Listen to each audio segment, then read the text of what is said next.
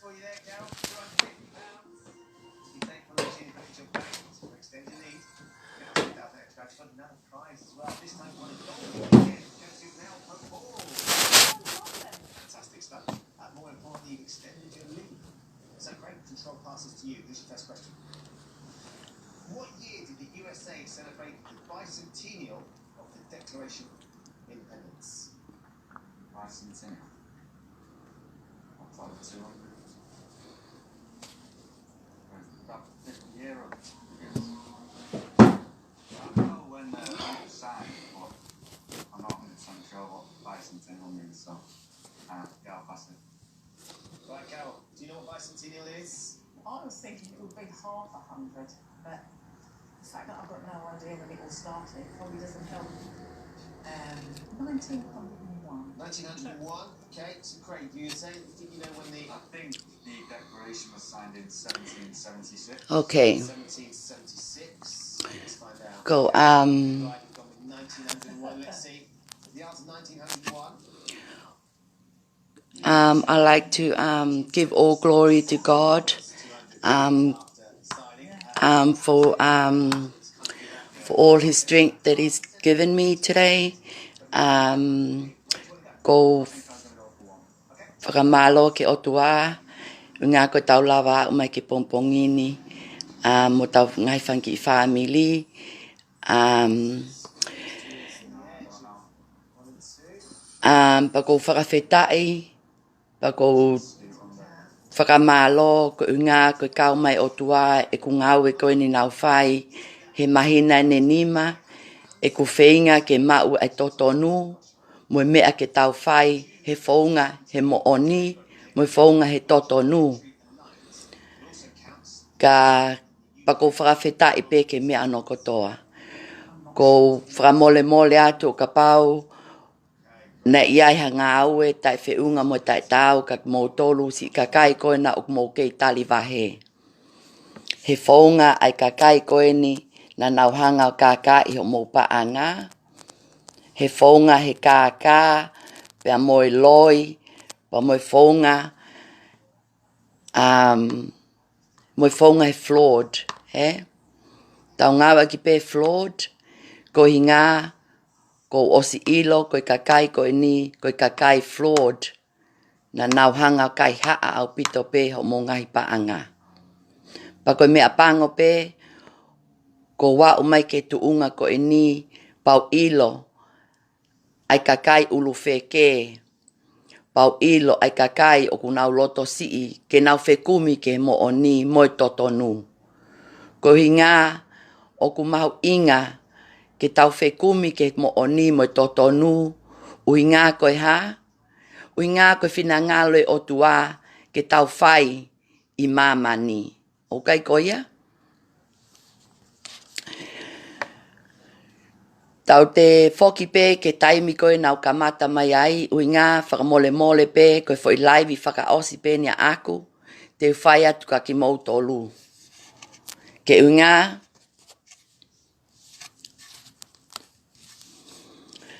ke ui ngā, ke osi e ku ngā ue ko e ni, he whaunga totonu, whaunga lelei, pa wa usia, ke wongoi o ko whe maalie, ko hinga ko ngawe ko ni nau whai. Pea koe mo ni o ko whe maalie. O ko whe maalie ui ngā ko hange o tua, o tuku mai ka au, ke mau e no ngā, ke oa te hohaa, ke oa te kape kape, ke oa te whaiha ngahi ulu ngāanga, ke e atu ki māmani, a tio ni fatukala, Ko inga ku o sia wau ke tuunga, ai palaku, ai tuunga, ai kai haa mali, ai ungahi lahi ungahi tuunga. Ka kou ilo o lahi pe mo ngahi kakai, o kunau osi mea i mai pe ke ngā we, lahi pe o family, kuna os ilo pe o ku ulu ngā ngā. Ko e taha, ko tiau li, nau tupu hake kakai lotu. Na e whawhanga ki au e ku whae ke oa te ukape kape. Na e whawhanga ki au ke oa te whaiha whaunga kā. Ke kai haiwi ha kakai i mamani.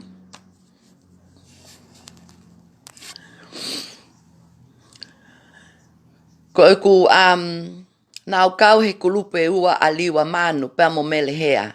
Mahalo mo osi mea i peke ku ngai vitio koe nau ko whaalaivi atuka mo tolu mei maasi o au mai ke ahoni.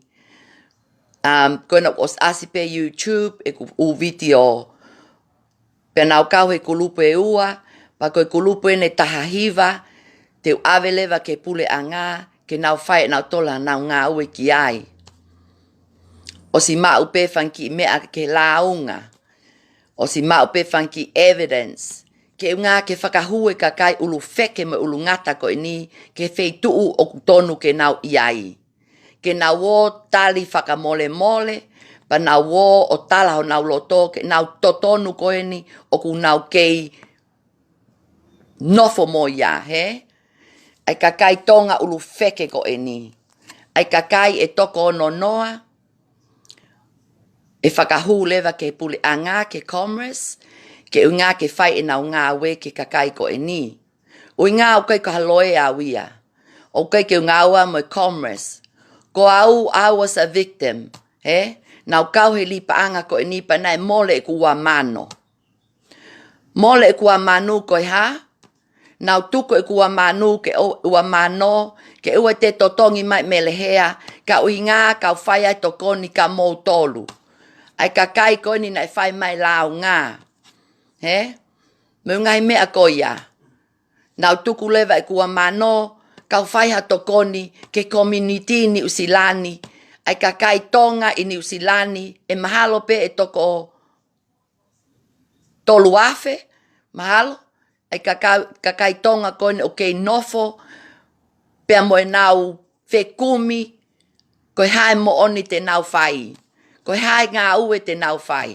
Ke popou i ake lao, mo popou i ake kakai kone ulu wheke ko e ni, na nau hanga kai e nau mo ui.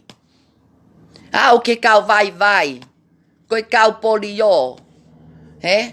Hao ke si kakai whanki family, o ke kata mai, he? Koe whae pe, single mom, he? O kua ukat katoa ai ngā iwi e kai ko ni ke ka ulu wheke ko e nā. O ka pau mo si o mai ke laivi ko e ni mo share. O mau inga ke tau share laivi ko e ni, ko e ku loto e ni, a aku, mo e ku sio he whaunga e ku ngā we, pia mo e kakai ulu wheke, pa mo e kakai nai whai mai launga, pa mo i kakai o kei whai pe tangu tū koe whekume mo o ni. He whaunga hala, he? Whekume mo o ni he whaunga hala. O ka pau tau whe mau ke tau whekume mo o ni, ke mea koni na tau no wai i ni usilani. Te tau alu lewa whai e mea hange nau whai. Te alu lewa kume lao, ke tokoni mai ke kakai ko ini, ke tokoni mai ka te au. Ke o mai ka te au haloto, o ku te saia nge, he ku alo ngā we, he ku mole e ku wamano, pea moi kakai, mole taha mano, ni maafe, wha afe, koe wha nge au, koe ua nge au, he? Ka koe hui ngā pe, koe mea tau vivile, he ngā o ni koe ha? Te tau mate tau tolu, pa ke tau o tau tolu moi pa anga, koe ya? E ke tau tolu moi pa anga, te tau mate pe, pa e, koe tau lau maalie pe, ke tau o moia ke otua, koia? Ka koe paanga ko e ni, nai kai koe ne ka ulu wheke ko e ni, o ku whai ake ngā ue, he tau mo ui. O totongi ake tau ungahi whale, o totongi ake tau ngahi mea kai, o ku fua ake kawenga ke siasi, me ungahi mea koia, o ku tau hanga totongi ake paanga, ai kawenga ai family, he? Mo ngai mea koia. O ku mahu inga au pito, ke tau mo ui, ke tau whai e whaunga ai lao mo totonu, he? Pa koe mea e nau whekumi ki ai. Ka koe mea pango pe, o ku tau tae mahino tau tolu. Pea mea pango pe, mahalo pe, uke ke lahi mai hakau support, mo hakakai ke nau popo i au, ko uhi ngā pe koe ha, mahalo pe ko half kasi, mahalo pe uke ke fuloko tohi whakatonga ka mo tolu, ke mo mau e mahino, ai mea koe nau fie mau, he? Pea nei osiai pe e ku whekumi, ke kau supporti he community, na le soni tupou, kau whai whekau, he? Moi kau ngai kakai ko ia ke nau tokoni mai ka te au, he ngau e koe no kou whai. O ke hailo pe ku mahino atu ke community mo tolu tō ngā, e ku ngau e koe no kou whai, o ku pau ke tau whe tokoni aki. O pau ke mo tokoni mai mo tolu ka au, he? Pau ke mo tokoni mai mo tolu ia ka te au, ke lava ngā we, ke tau lele, ke tuunga, te tau lava ave ai ka kai ko ni, ke pule a ngā, ke whaiha tau tea ka nau tolu, ko i ngā ko e nau flawed, na nau kai haa ai paanga i ka kai ko e ni. Ko e, na e whai e ku whakataha ane pō, na e whai whakataha ane pō, pe nau loto pe ke confidential, ke private, e ku whakataha ane pō. Pa koe mahalo koe mea, o ke mo lava mo tolu o si o mai ai ka te whaunga e ku whakataha. He na o mai pē toko taha, ke ne hanga record. Koe recordi koe e whai ane pō, e avele vaia ke commerce, pa ko nau tolu pe ia e te nau lava si o ki ai, pa ko nau tolu pe ia te nau hanga whakamo oni, ai ka kai koe ni na nau lea ake mo oni ane pō. He? O ke ai e mea ke tau tuku ki tua, ke si o mai kakai, pa o ke ai e mea ke tau puke puke. Ko i ngā, ko tau malu ia e kakai na e whai mai lau ngā. He? Ko tau malu ia e kakai na e whai mai lau ngā, pa ko mea pango pe kakai. Ko ki toko taha tolu pe na aluangi ane pō.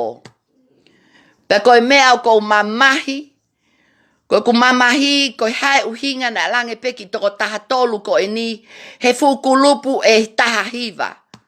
He fukau ulu feke e ono noa. He?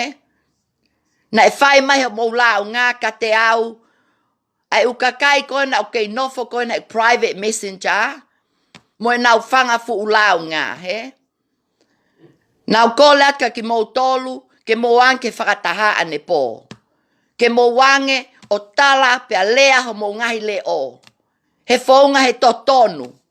He? Pa moe whaunga he ofa. Moe whe tokoni aki.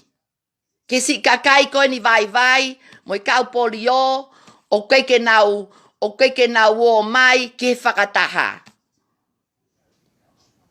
Koia.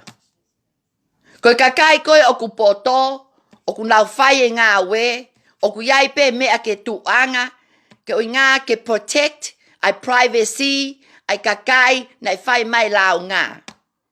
Pea koe mea nau whili ai whakataha ane po, pa nau lotu ke o tua, ke o mai pe hasi kakai, o ku nau whe mea, o le atu ke video, ke record, ke ui ngā, koe nau lea mo o ni mai, pa si o mai lewa ai commerce mo lao, pa mo i kau loe a, koe kakai eni, koe kau victimi mo o ni eni.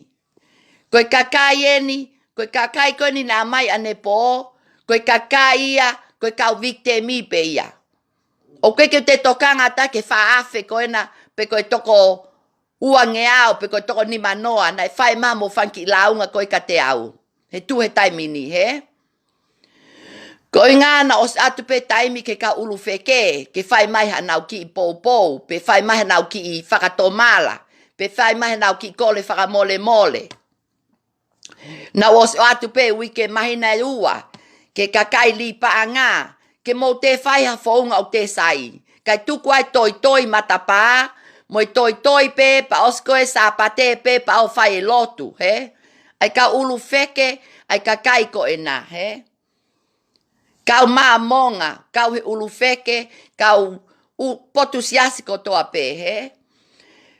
Pea kua o lewa ke taimi koe ni a te au, e kusio atu lewa ke kakai tō ngā, ai whaunga mo ngā ue ke o tuā, pea moi whaunga mo ngā ue ke tau pule a ngā, pea moi whaunga mo ngā ue ke si kakai tonga he tau community.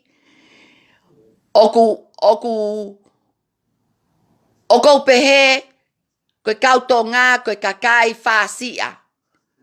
Koe kakai oku nau lahi e nau manu, pea lahi mo sio ki tā, kau koe ke nau lava o mea mai ke lao, o tala mo oni, ke lea e nau leo. Hange ko au, he?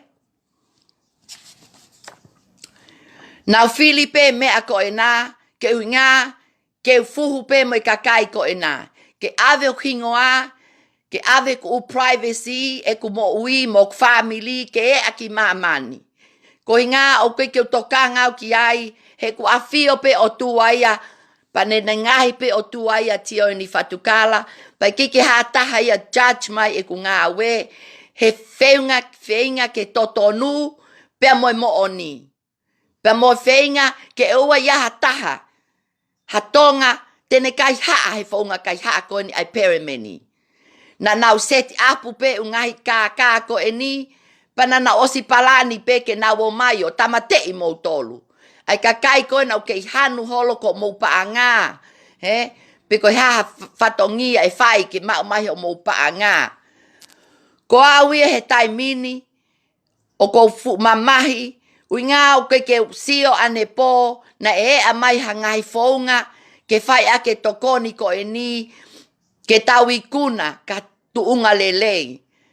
Ka kou osi ilo, pau whakapau atu ka ke mou tolu. Ai si kakai kone taha tolu ko e ni, he? E kei ke uia to nau ngahi hingoa, ui ngā oku kei private pe, ai ngahi hingoa ko e ni.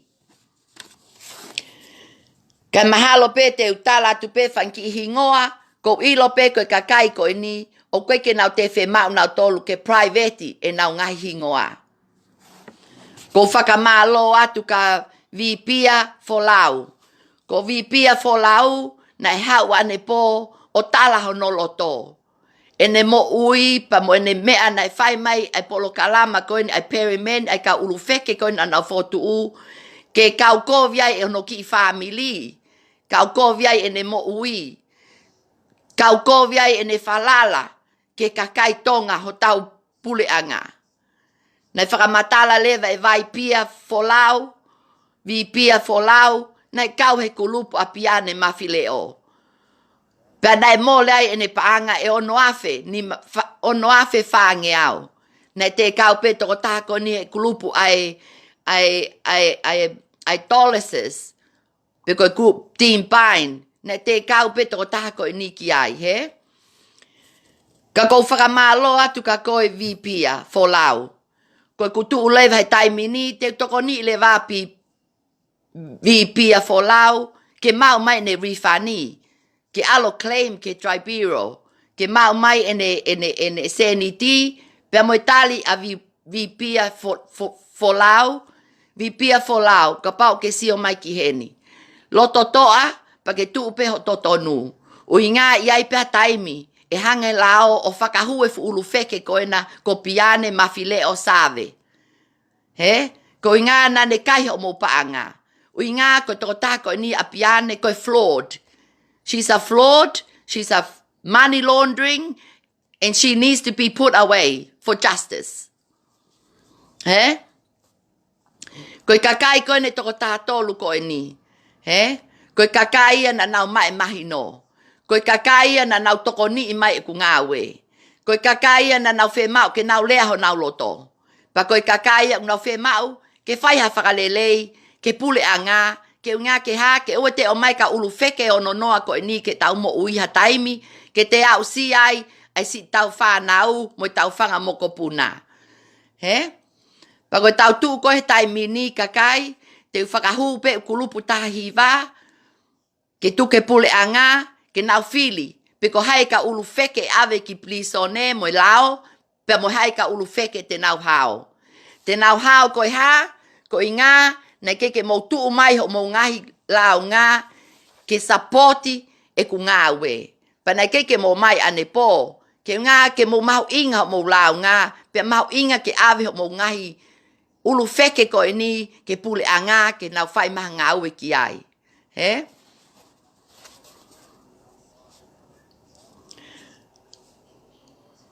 Oh yeah. Yes, yes, Marilyn.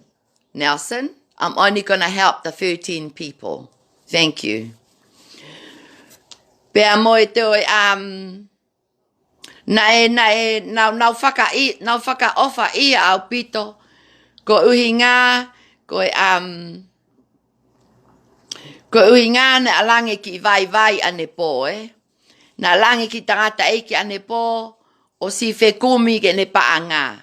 Ko tangata eiki ko ni nai mole ni maafe ka piane mawhileo. Piane mawhileo, ko tangata eiki ko ni nai se hu watu o kulupu, pa nai mole ni maafe. Fo ni maafe pe o atu pe ka koe ho nima ho tahine ngā we ko ana. Pa na mautohi pe ne contract, e whaka ofa ia ki tangata eiki ko ni,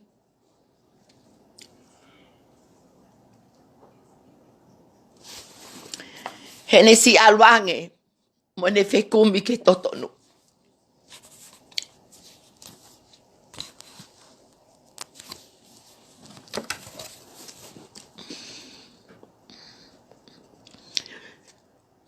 Whekumi ke totonu, pe ia hataha ke nehanga, o whakamatalang ki ai koe ha mea na hawa a piane mawhileo. O kai ha ase e kuni mawhe.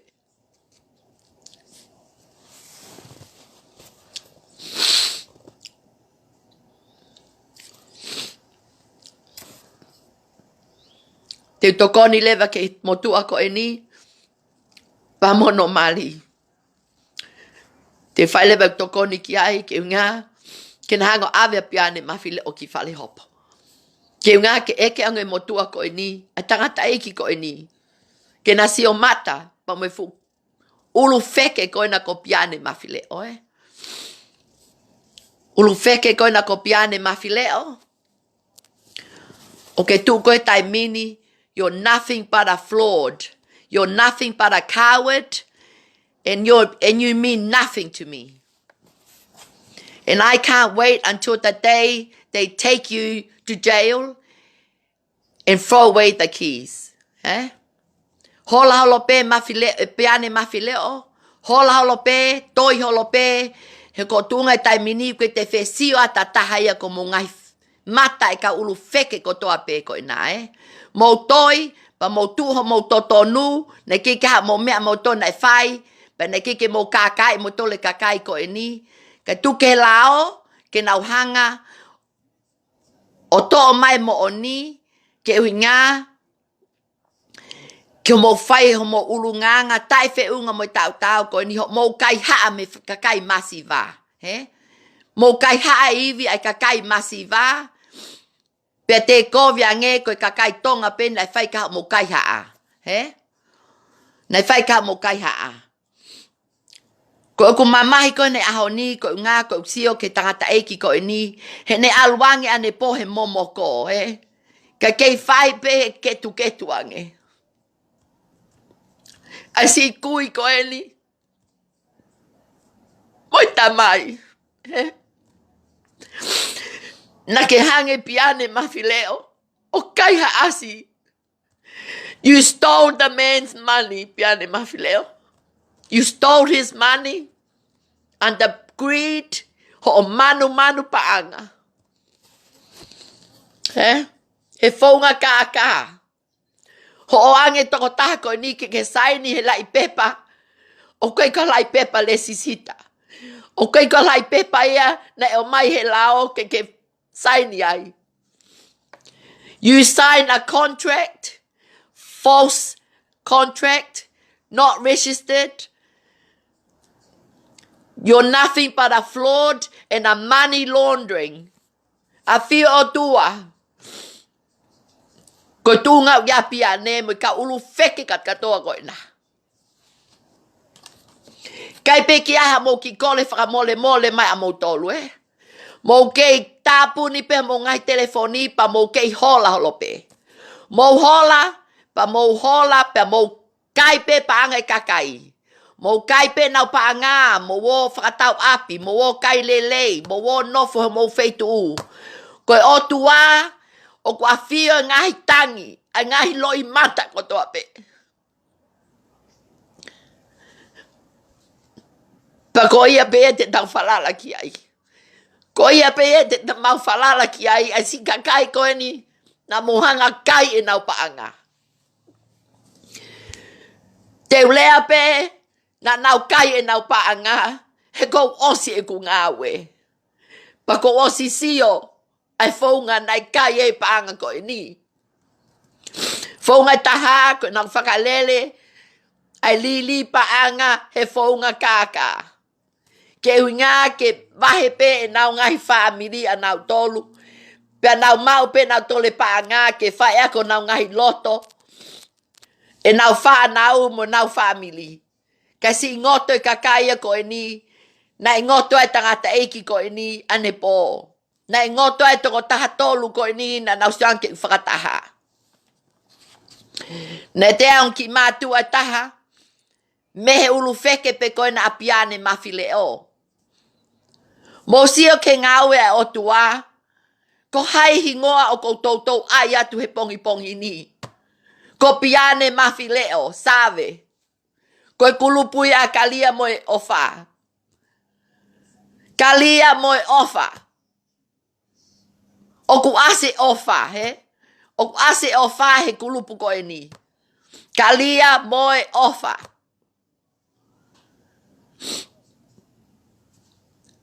O ku mau mai hingoa ia.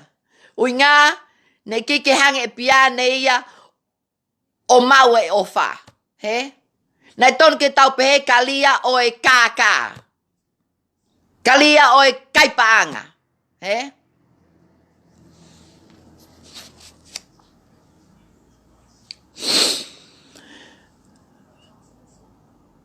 Koia.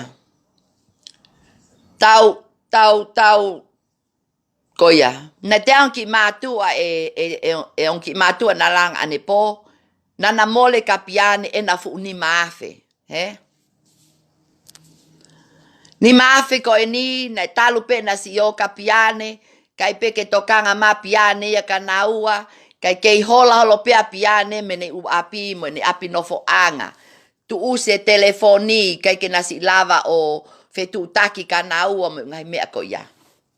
Piane mawhileo, te tuku lewa ke commerce, ke nau kume fetu o ke iai e.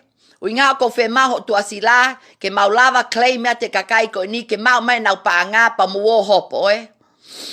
O te ke pehe ko ia ko holo ko e nā, mo tapuni holo u telefoni, e kei ke au ate lao, pa mo pule a ngā ka humo api e. Mo hola holo pe, pa mo hola pe mo whaiha mo lotu. He? Pa mo mohe pe po uli, o ngau ke mo ilo, ai taimi ko e hu atu ai lao e. Iyo, mo oni. Koe kalia oe, kalia oe tae ofa. Kalia oe tae ofa. Tau ai lewe fo i hingoa ko ia ka piane mawhileo. Malo, Maryland.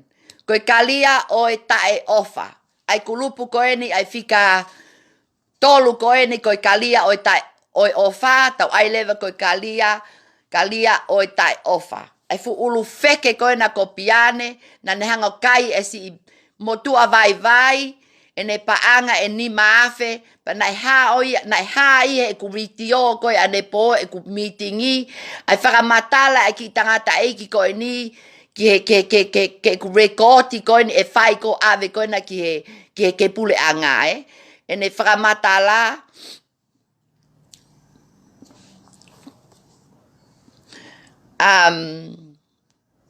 o koe kanga ilo pe koe hai bad boy, a toko tāko na ku wheu i mai.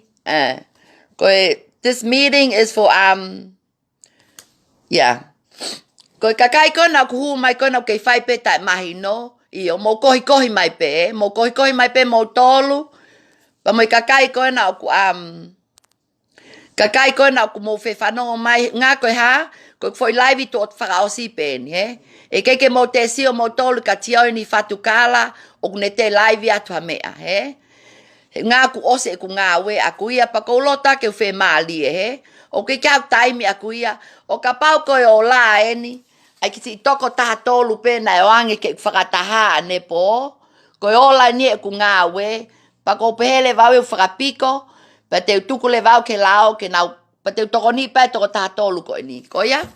Te toko ni pe awe toko taha tolu koe ni, pa mo nau ngahi kulupu na nau hu mai ki ai, ke unga ke ia ha aho pe aha, e whakafoki mai lewa he ka ulu wheke ko e ni ai paanga ai toko ha, toko taha tolu. Toko taha tolu, mo sia mai ki he, koe toko taha tolu he.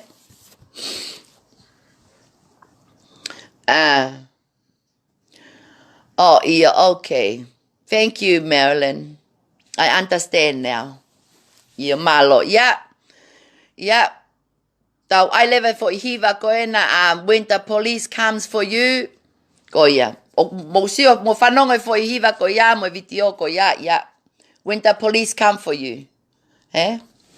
Ko ia. Ko ia, o kou fia pe awia. Uinga, neongo pe o kou ilo, o kuiai si kakai ia mo tolu na mo whai mai lao ngā, ka ku mo kei toi pe, pa aku sai pe ia, he? O kai ke ulaive ata ko ngā ko ku hanu. Ko ngā ko tau ngawe ko ni nai whai whakataha. Ko whakamalo atau ia ke mo tolu, ho mo li mai ngai kulupu e tahiva ko e ni, ke whai e ngāwe kai lao, he? He nau whaunga ko e nau lipaanga ko e na mo tolu, pa ko e na ku mo kei tangutu pe he ahoni, o ko mea ko whehi ai, he hange ka ulu wheke ko e ni, o manipulate, mo brainwashi, ai ka kai ko e ni tonga ko e ni, o na nau si kau he lipa anga he, o nau hanga kou na hanga whakamana mana nau tolu, o talanka nau tolu, o ka pau te ke kau koe ke complaini koe ka tio ni, e ke mauti atmo to mo refund, he? Pea sai pe ia, mo asi mai lewa ka te au, ho mo tui, na mo support, you took encouragement, and you made your choice, and you picked the group, and you're waiting for refund, yeah? Well, 13 people turned up last night at my meeting. I'm sorry, my meeting was confidential. I need to provide privacy acts for these people, and that's why I did it. You didn't see any live. The meeting last night will be forward to Commerce, because that's the true victim. They came forward and they had their say, and they had told the recording how this affected them through pyramid scheme, and how these people stole their money. These people that ran 19 groups and 60 members with their admins, they're nothing but fraud and money laundering. Koe perimeni, koe vainga ko ia, o ku alu pe he fraud. Koe vainga ko ia, koe foi kaka pe ia he hao. Foi kaka pe ia pa koe paanga tahi pe ia nei ate kakai. Ui ngā na nauhanga pe o ai contract loi. Na nauhanga pe o palo mesi ungahi mea loi. O nauhanga ai e whaunga ko investor. Mo hu mai kakai ke mo mai o invest o mo paanga. Te mau te hanga whakatupu atu mo paanga. Mo o ke ungai kulupu, mahal koe kulupu e ua, koe kulupu ia pepa, pa mono family, pa mo kulupu ana fonua. Koe kulupu ia koe ni fuka ulu feke koe ni, foi kaka pe ia. Foi kaka pe ia koe ngā koe ha, na hanga e nā wai au ke anga risiti, ke alate kakai ke nu ate nau fitungiau ni manoa, ke nau huhe nau kulupu. Pepa, pa mo mele pepa, pa mo kulupu a pepa, o katafa mole, ke alu na ke to mai e ki lisi ko ni ke ngai kulupu tatali ko alo mai like lisi ke tau te whakamatala tu e au ai kulupu ko ne tahiva pa mo kakai ko ne ngai kulupu ko ne na ke na foake anga risiti ke si kakai ko ni pa mo ilo mai ai paanga na mole he si kakai taha tolu ko ini na whai ko mau whakataha ko ane po, eh? So just wait on, I'll go and get my list.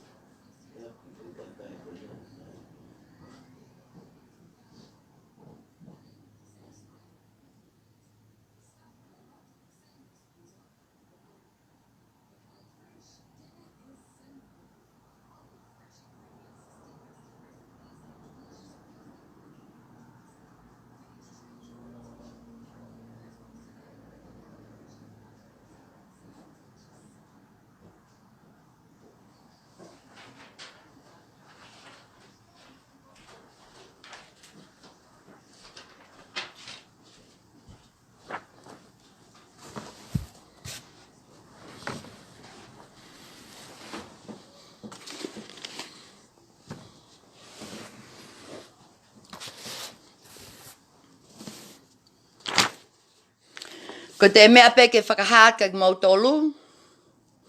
Iyo, mo oni langi Tracy, it's blood money, eh? It's worse than drugs, eh?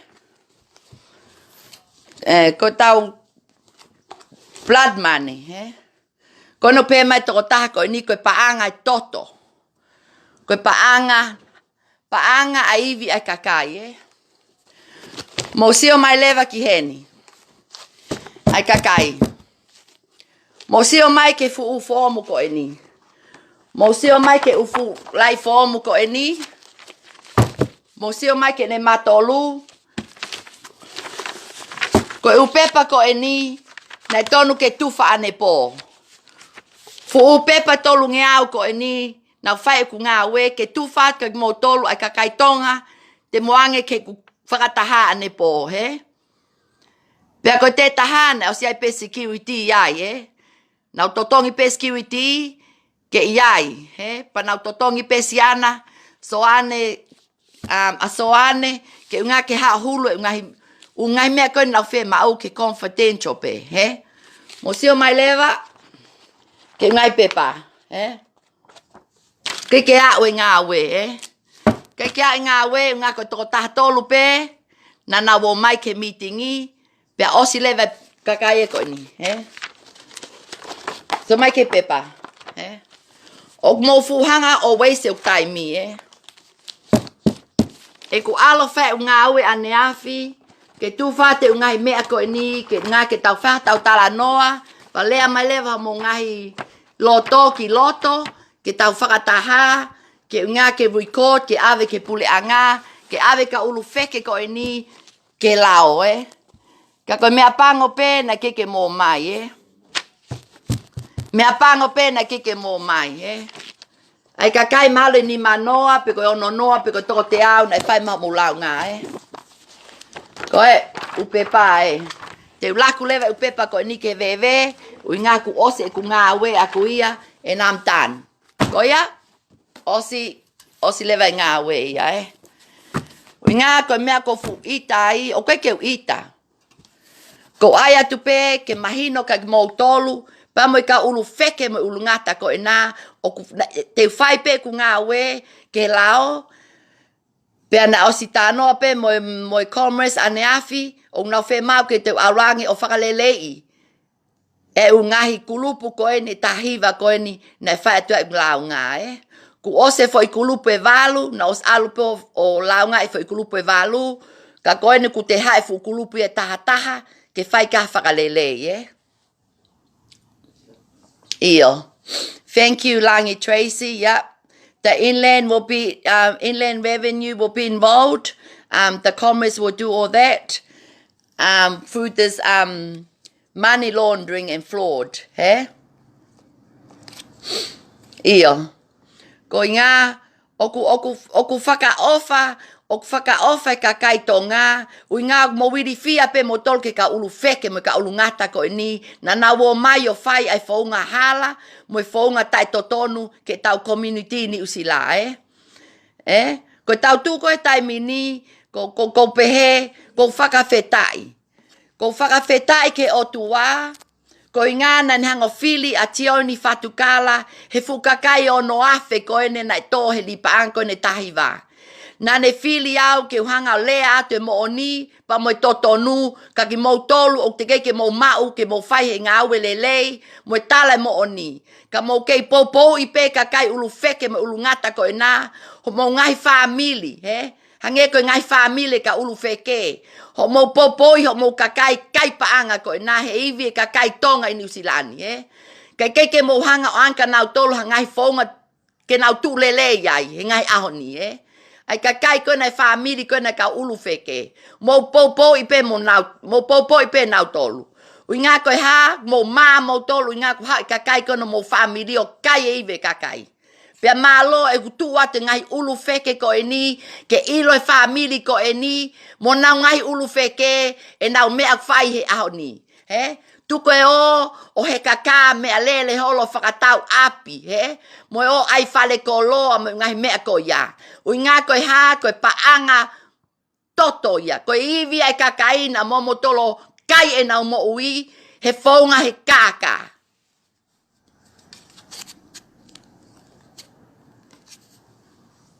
Oku mo pehe, oku oli, he?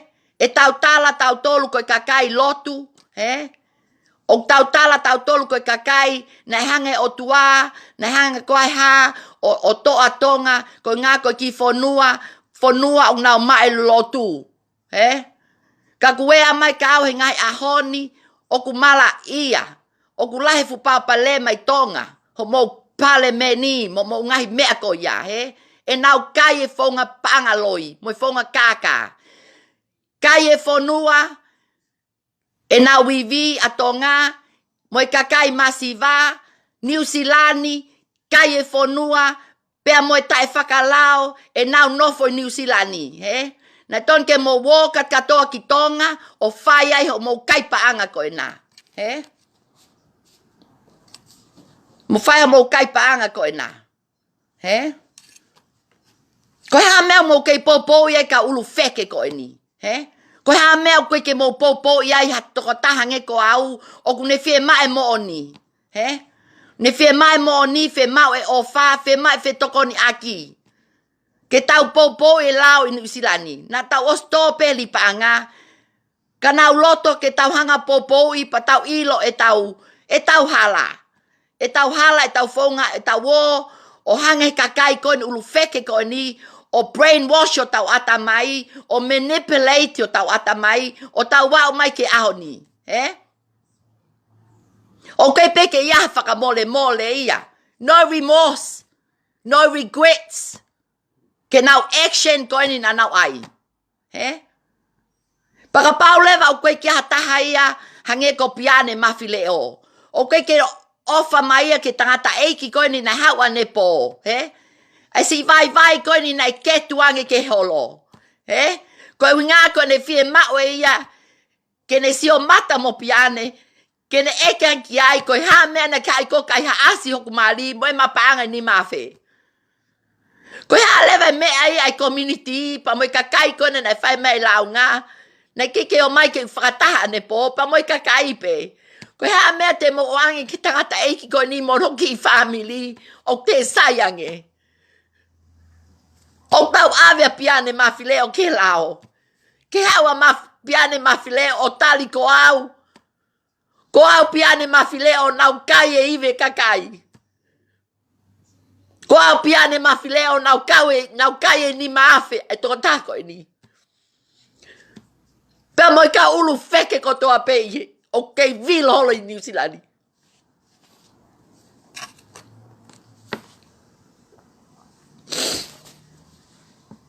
E iai pe taimi, Hange koe lau. E iai pe au te tau fia. Pe iai pe au e toi loi mata. E iai pe au te tau o ngāwe pōpula. Ke ngai umea koe no tau whetakai mamani.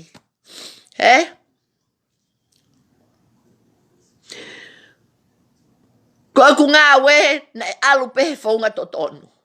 Nei alu pehe whaunga ofa. Ngā koe ki tahi ne ofa awe. O si mea i pe family e ku ofa. O si mea i pe siasi e ku ofa. Osi ko ia hau leva sei la peti ia. Hau mo piane mafileo.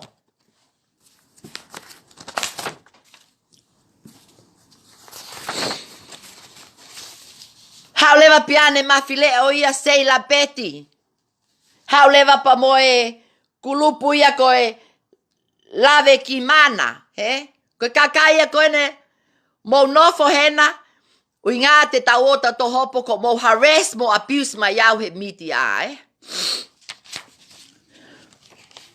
Pako te mea ki utalatu kakai, osi whaia e kukai. Osi hangawia le sisita ku mea lele, pako osi alawia ke lao, ke heka ku mea lele o whe maalia e ku mo ui. Pako te foi mea taha, ne ke hanga e sei la metia o mai ke au hau trespassi. Ke waruan kono api, ke ua te waruan kono api. Ko ui ngā mea nau alai kono api, ne te ke o mai pule a ngāia ke ua te alu ke apo sei la meti. Nau alu pe akuia ko whaunga alu he ke matala noa. Whaunga alu ke matala noa, he whaunga totonu. Ke ne tala mai, ko hā mea o ke kape mai au, i he laivi ko whai atu. Ko hā mea o ke lea mai koe ka te au, ka kiki ke hanko totonge kakai koe na unau laivi mai aho ni, a no lini mo u kakai ko ia o tala mo ni.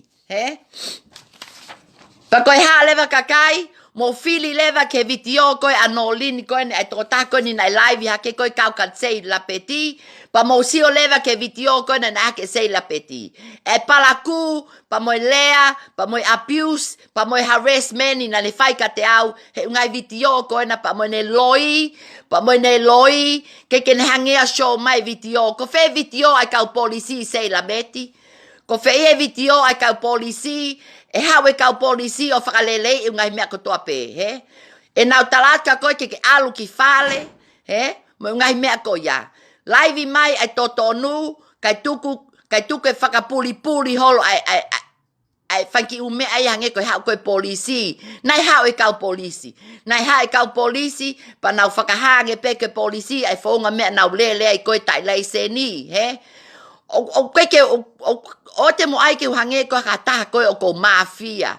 Pe ko kau he kengi, ke lele pe au ia tai license plate. O ko ngāue ke community, ku pau pe ke lao mea katoa e ku ngāue. Ui ngā ko ngāue community. Pange koe lao mai kau ke ku ngāue. Koe mea pia aku, it's my privacy. Pa koe ke kau mai ngāue ia aku, mo i ku lau koe whetongi tai pā mo mea koe iahe mea koe ni. Koe li pa anga e nia. Li pa anga e nia, pa koe ke kea atau ia. Mo share ku uvitio koe na e fitu koe na kau ke li pa anga, ke toko nia ka mo tolu, mo ke mau e tae mahi no whaunga li pa anga e perimeni.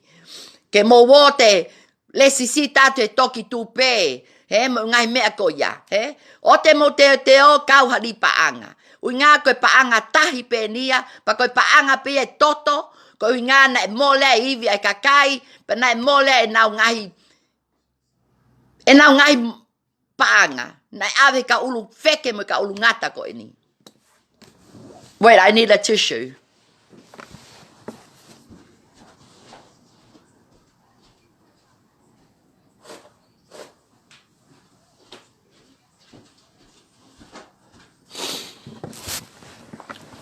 Ko ia.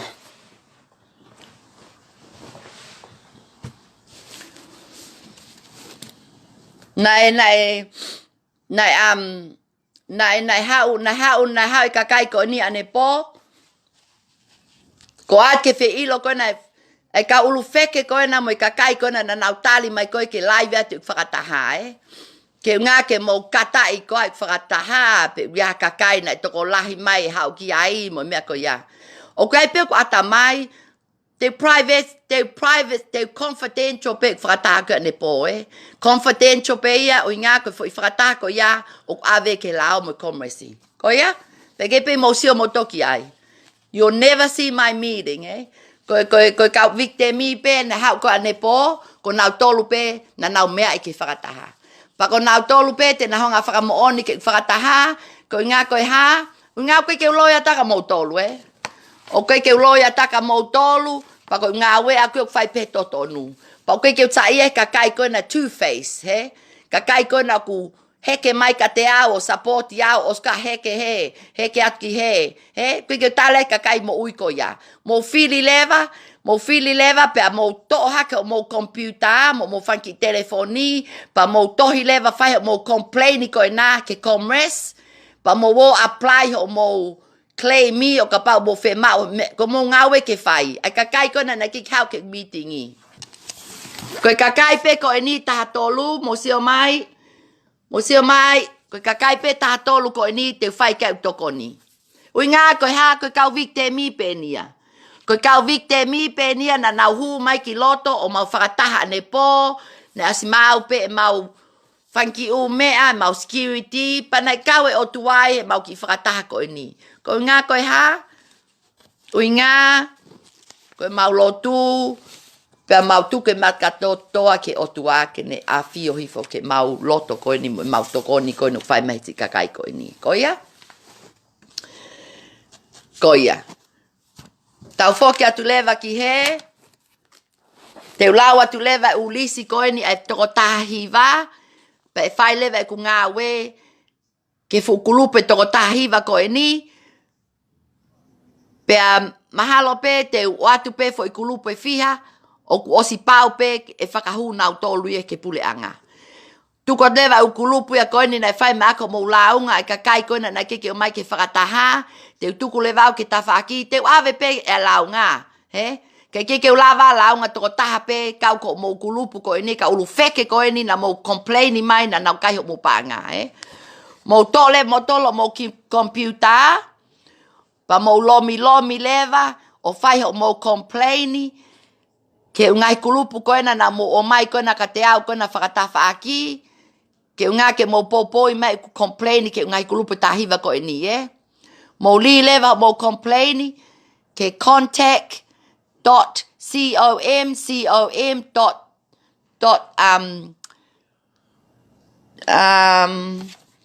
iyo koe ni. Koe mea taha ko mea, Nau hanga ai u fomu ko e ni. Ke unga ke asi mai u kulupe tahiwa. Pe au inga, pau te ai lewa u ki mea vesi ko e ni. Ke unga ko ki vesi pe ni na mai toko taha ke unga ue aki u keke poto e toi whakatonga. Pa koe ki lau ko e ni nau pe hatu. Si kakai tonga, ku pau pe ke whai ho motokanga ke ngai mea ko e ni. Ku pau lewa ke wha motokanga ko uhinga ko e ha. Ke mo tuma mo complain, mo mai o sio mai ke whakataha, ke mo lava lea, ke lao, ke nau whaiha mo loto, Koe mea tahe nau whaingai toi ka mo tolu, Pea mahalo pe na ke mo pehe mo tolu ia, te uhanga whakapuli ki whakataha koe ni. Pa te uhanga recordi. Mahalo pe na mo pehe mo tolu ia, te uhanga tu ato mo ngahi mata. Ke sio mai ka ulu feke, ko koe ia sione na ke whai koe launga ke kulupu a liwa manu, Ko koe ia mele na ke whai koe launga ka kulupu a piane. No. O si palani pa ke confidential pe whakatahai koe ni. Pa koe ni, mea i pe o tua. Koe no e ku ngā we, ofa mai whoke o tua e ka te au. Heo ka pau nei hafu toko uangi au ane po. Te usi feta kai o rifani mo tokoni ke futoko wangi au. Kai o mai pe o tua ia koe haf, tioni, whiunga pe koe mo toko taha tolu. Whiunga pe koe mo toko taha tolu, koe ngā, ko o iwi, e whaake atu pe ia ke toko taha tolu koe ni. Owa te whainga koe ke toko wangi au, nai whate lao ngā, mo toko te au, mo toko ni manoa. Ui ngā koe ha? Ui ngā you all cowards, Ui ngā ok mou, o mai ke uhela ia ngā we, ka awhio e o tua, Pa koe kakai pia ko e ni, koe ku kakai pe ni aku, te utokoni ki ai ke maho mo rifani, pa te utokoni ki ai ke ave a piane mawhileo ki lao, ke whakahu, kone money laundering. Tau alu ke ungai kulupu, Tau alu ke ngai kulupu, ke ule ate ngai kulupu, ke mo kamata lewa mo complain, o koe ke te loto, ke te lima taha ki lai tā ataha ke upousi hake ka ulufeke ko ni te whai pe ngā we pa te upousi hake pe ka ulufeke ko ni ko si mau he ngai aho ni ke tatali ki a taimi ke tuk whahuna u tolu alu leva mo tolu ia na mo complaini mai na mo complaini mai pe pa mo no fwai pe mo tolu kai pe ke mo te tokanga mai mo tolu ia pe ko hai mea koko ko mo complaini mo wo leva o contact mo wo leva o contact leva ki he claim I koe na New Zealand ni ke claim I koe na New Zealand ni koe claim I koe ni te o atu pe ai fika koe ni ke mo tā ke mo complaini ke ave kakai koe ni ki fale hopo pe ngā lava leve pule a ngā whatau ngā ue ke mo tokoni mai ka te au ke tau enforce ke ngā koe lahi pe mo complaini pa koe lahia e tau ave ka ulu feke koe ni mo ngai kulupu ke lao koe ia ka pau e ke lahi o mo complaini pa ko au pia ko fai complaini mo li ate u evidence mo mea ko ia ke lava ngā au e ko mo ngai kulupu koe ni na mo lima mo whaki lao ngā ki ai pa koe ke te toka ngā ke ngai kulupu koe ni o ka pau gafu toko tolu ngeau mo toko wha ngeau I nau kulupu foi fika pe ia na ke o si au e ka toko tolu ngeau pe ka toko wha ngeau e ku meetingi ane po pa koe mea ko tu wai mo fungai lai pepa ko ni ko ngā koe haka kai na alange pe toko tātolu ke meeting ati oni na ke lava o tufa ai ngai pepa ko ni ka nau tolu ngā na ke ha na ke haka kai ia na ke haka kai ia okay tau foki atu leva ke ngai kulupu te ulawa ngā ko mo whanonga mai pe ko live whakao si pe ni ko live whakao si pe ni pa te ave leva te aru leva interview pa mo komresi he wika hau e male te whae for interview ha hoa hongo fulu pe ko hoa ono pa ko o si leva ia te hoka lea ke ngā we pa mo fili le mo tolu pe ko whee potu te mooki ai te mooke potu koe ai o tuau ni finangalo koe ke tau whae totonu pe tau whae mea ai mea ko ulahi toi tapu e tau o ko lotu mo fili leva pe ko ha mo mea mo toi whae te mo kei popo ia pe ka ulu feke mo ka ulu ngata ko ni he fonga ka na nau mai o manipulate mo ungai fonga ka ka kai ha pa anga tahi pa anga toto pa anga kakai o na wivi o nai kai kakai ko ni o ko maloya mo ke tai mahi no ai kakai ko na fu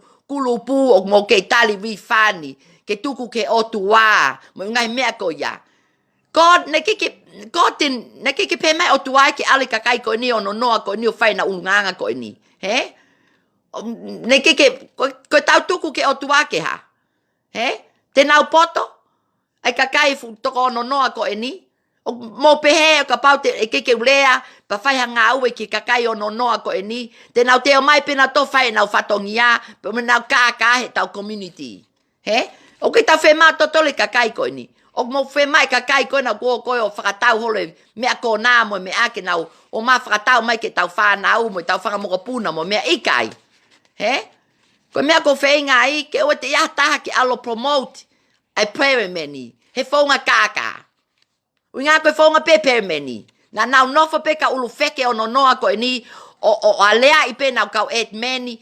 Pa nau seti apu pe ke nau maa kaka e fu toko no afe kakai tonga koe ni au ki tonga tapu mo Australia mo Amerika.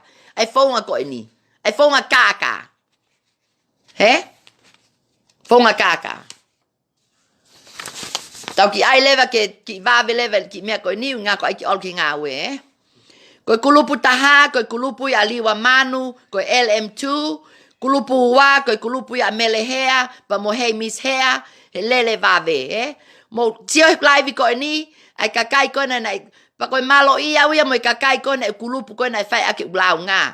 Ai kulupu taha mo i kulupu ua, A melehea, pa mo hei mishea, ai kakai koe ia. Tikai peke mo sapoti mai mo tole ngā ue koe no whai, Sai mo whakamole le mo tola melehea, Ai kulupu koe ni na alko ulak whai ulaunga koe ki ai, Mo nofo leva mo tolu mo hena, pa mo whakatomala leva, pe na mo whai hapopo le lei ka melehea, pe ko mo wiri fia ka melehea, he? Ko hama mo wiri fia ai ka liwa manu mo melehea, he? Ko hama mo wiri fia ai ka liwa manu mo melehea, ai kulupu koe ni na os alo launga ke komresi, o toki kau mai leva, ai ungai kakai koe ni, he? Ai ukakai koe na. Ai pa tau pehe tau tole mo kau mo tole kaka. Ai kau li paanga koe na liwa manu pa melehea. He? Koe nu ko tala koe nu ko tala i mamani na ukai paanga liwa manu. He? Koe mene ke mo mai ke meetingi ke mo tala ke komresi na ukai ha paanga liwa manu. He? Ai unglahi loi koe na ngofai. Koe mea ko mamahi ai, ko ngā koe kulupu taha a liwa manu, pa mo kulupu a melehea, lele vave, koe futoko taha afe ne kulupu a melehea ngoto. He, ngoto he vaka system e wha. Ngoto he taha fitungiau ni manoa. Ngoto he taha afe. Ngoto he ni mange au. Ngoto he te au. He? Ko hamana mo popo ye fonga koe a melehea. Ke tukua te kua mano a kuia, unga koe uksio atu kak mo tolu. He? He koa? He koe kulupu a melehea a lele vave. Nau tuko e kua mano ke te totongi mai melehea e kua afe. Ka unga kau tokona kak mo tolu. Pa koe au mai ke au ni, au ke usio au ke tokoni koe na. Na mei sai ange pe ke tuku pea melehea, ke ne totongi mai pe e kua mano. He? Mei sai pe ke tuku pea melehea, ke ne o mai kua afe he wiki kotoa pe. Ko hinga na ton ke ue te oha tokoni mo tolu. He kulupu koe na mau tolu koe na he taki ke ukuna. O ke ai pe mau group chat, koe taki ke ukuna. Kai pe ke tokoni maha taha ia mo tolu. He? Pa ui te peata koe haa mo tolu. O sto au me a au he kulupu ane uhu. Kulupu no tolu koe kulupi a piane. Ko hingoa piane, ko piane mafile o save. Ko hingoa ia ni we koe na umali moi he aho ni. Pa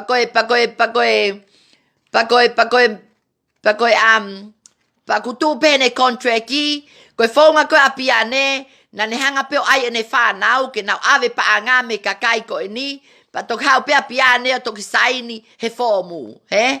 Aia mana e whenga pea piane, ke uinga, ke hanga pea malu i ene ki whanau koe ni, o ka pai hoka palo palema moe lao, he? Ko ngā ke o te nau saini nau tole contract a kakai. Ka taki whakamole mole piane mawhileo. E ave mo o whanau ngana na wala ke paanga tahi, mo paanga e iwe a kakai he whaunga hala, e whaunga contract, na ke mo oni, na ke lesi sita e contract ko e nini usilani, pa na ke alu e whaunga pere meni e kaka. He? O ka pao na iai hao mo oni ke ngahi lau atu ko e ni, ka taki whakamole molo live mai, o tala mai ke kakai, ke taki sio angepe ko hau ne tala moni, he? Paka pau ke alolo pe ko iha o tonu hia o ngau ke pepe ko na ke mo oni pe ko na ke lesi sita, pa ke totonge tax ke inland revenue. Loi elo, ko piane mafileo, she's nothing but a coward, money laundering, and a fraud.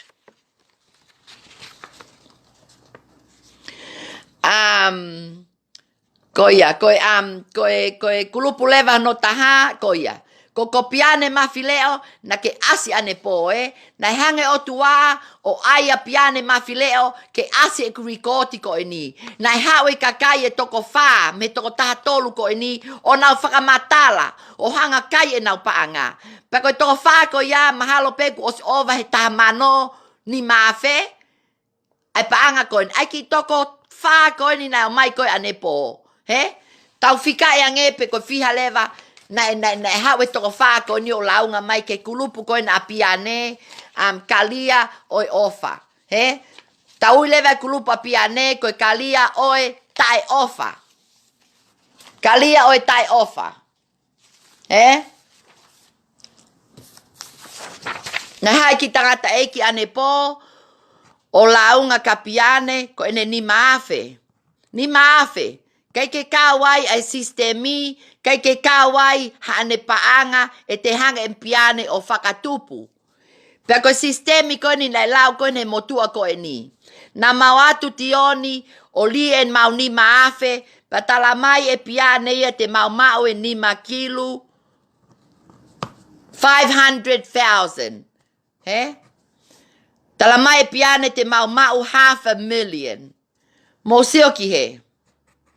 Koe hame o atua e ni maafe he mo tua vai ko e ni. Pea talange lewa e pia ne tene mai $500,000, eh? 500,000. Pea koe mea pango pe, o ku tau kata he tai mini, eh? O tau kata he tai mini ko ngā koe hā, ku ma os ilo matole u ngai kohi ko e ni. Mo sio mai ki he, mo ki kohi ange, eh? Mo ki kohi ange, o ate tangata eiki ko ni e ni maafe. Tohi mai he kontreki, ai fo i loi, saine e piane ai kontreki, ave leva e ne tamana Anastasia, mo me ne kau et meni ne whanau ai paanga. Pana te iai pe whaunga na li mai kakai ke nau bank account, ko na e tapa advance. Ke nau bank account ko ia. Piane mafile o save.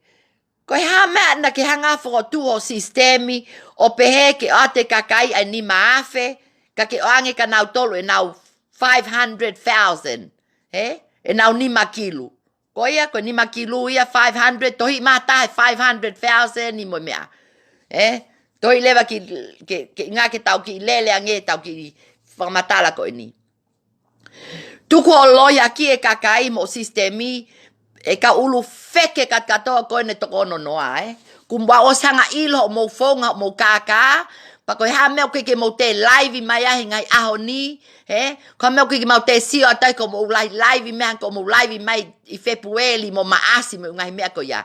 Pa koe ha meo mo to ai ho mo ngai kulup chat. Koe ha meo mo hange koe to o koe na whakaleiti koe na ko to I fisi lusi, Koe ha mea na ke to ai koe e lave ki mana, Koe ha mea na ke to ai koe lave ki mana ho o kulupu. Ai kulupu koe na e whakaleiti koe na mawheta kai. Koe ha mea ke te to ai ho o kulupu, ho o kulup chati, koe ha mea ke te live mai kau ko o kulupu. Ho tala mai koe na o live koe e lele pe o kulupu a koe. Koe ha ili fia? Okay, ili fia? Are you scared now, You scared? Okay, ili fia koe. He koa e kulupu koe ne tahiwa, koe kulupu I a Lucy, koe kulupu ai lave ke nima, Koe kulupu I a whakaleiti koe na ko toi fi Lucy, fine fi waki. O si to ia u live mo ne u mea sistemi mo mea koe ngā koe whonga ka mo koe, ai whakaleiti koe na, O te ke holi mai ka te au, u ngā ku ke whika tahiwa koe he ulisi, Ke kau koe e whika mui taha. He koe Lucy. Ko Lucy ko ape ko. Te hingoa taha iau te aiki ai. Ko te ofi Lucy. Ko te ofi Lucy. Iyo, ko ia. Ko te ofi Lucy.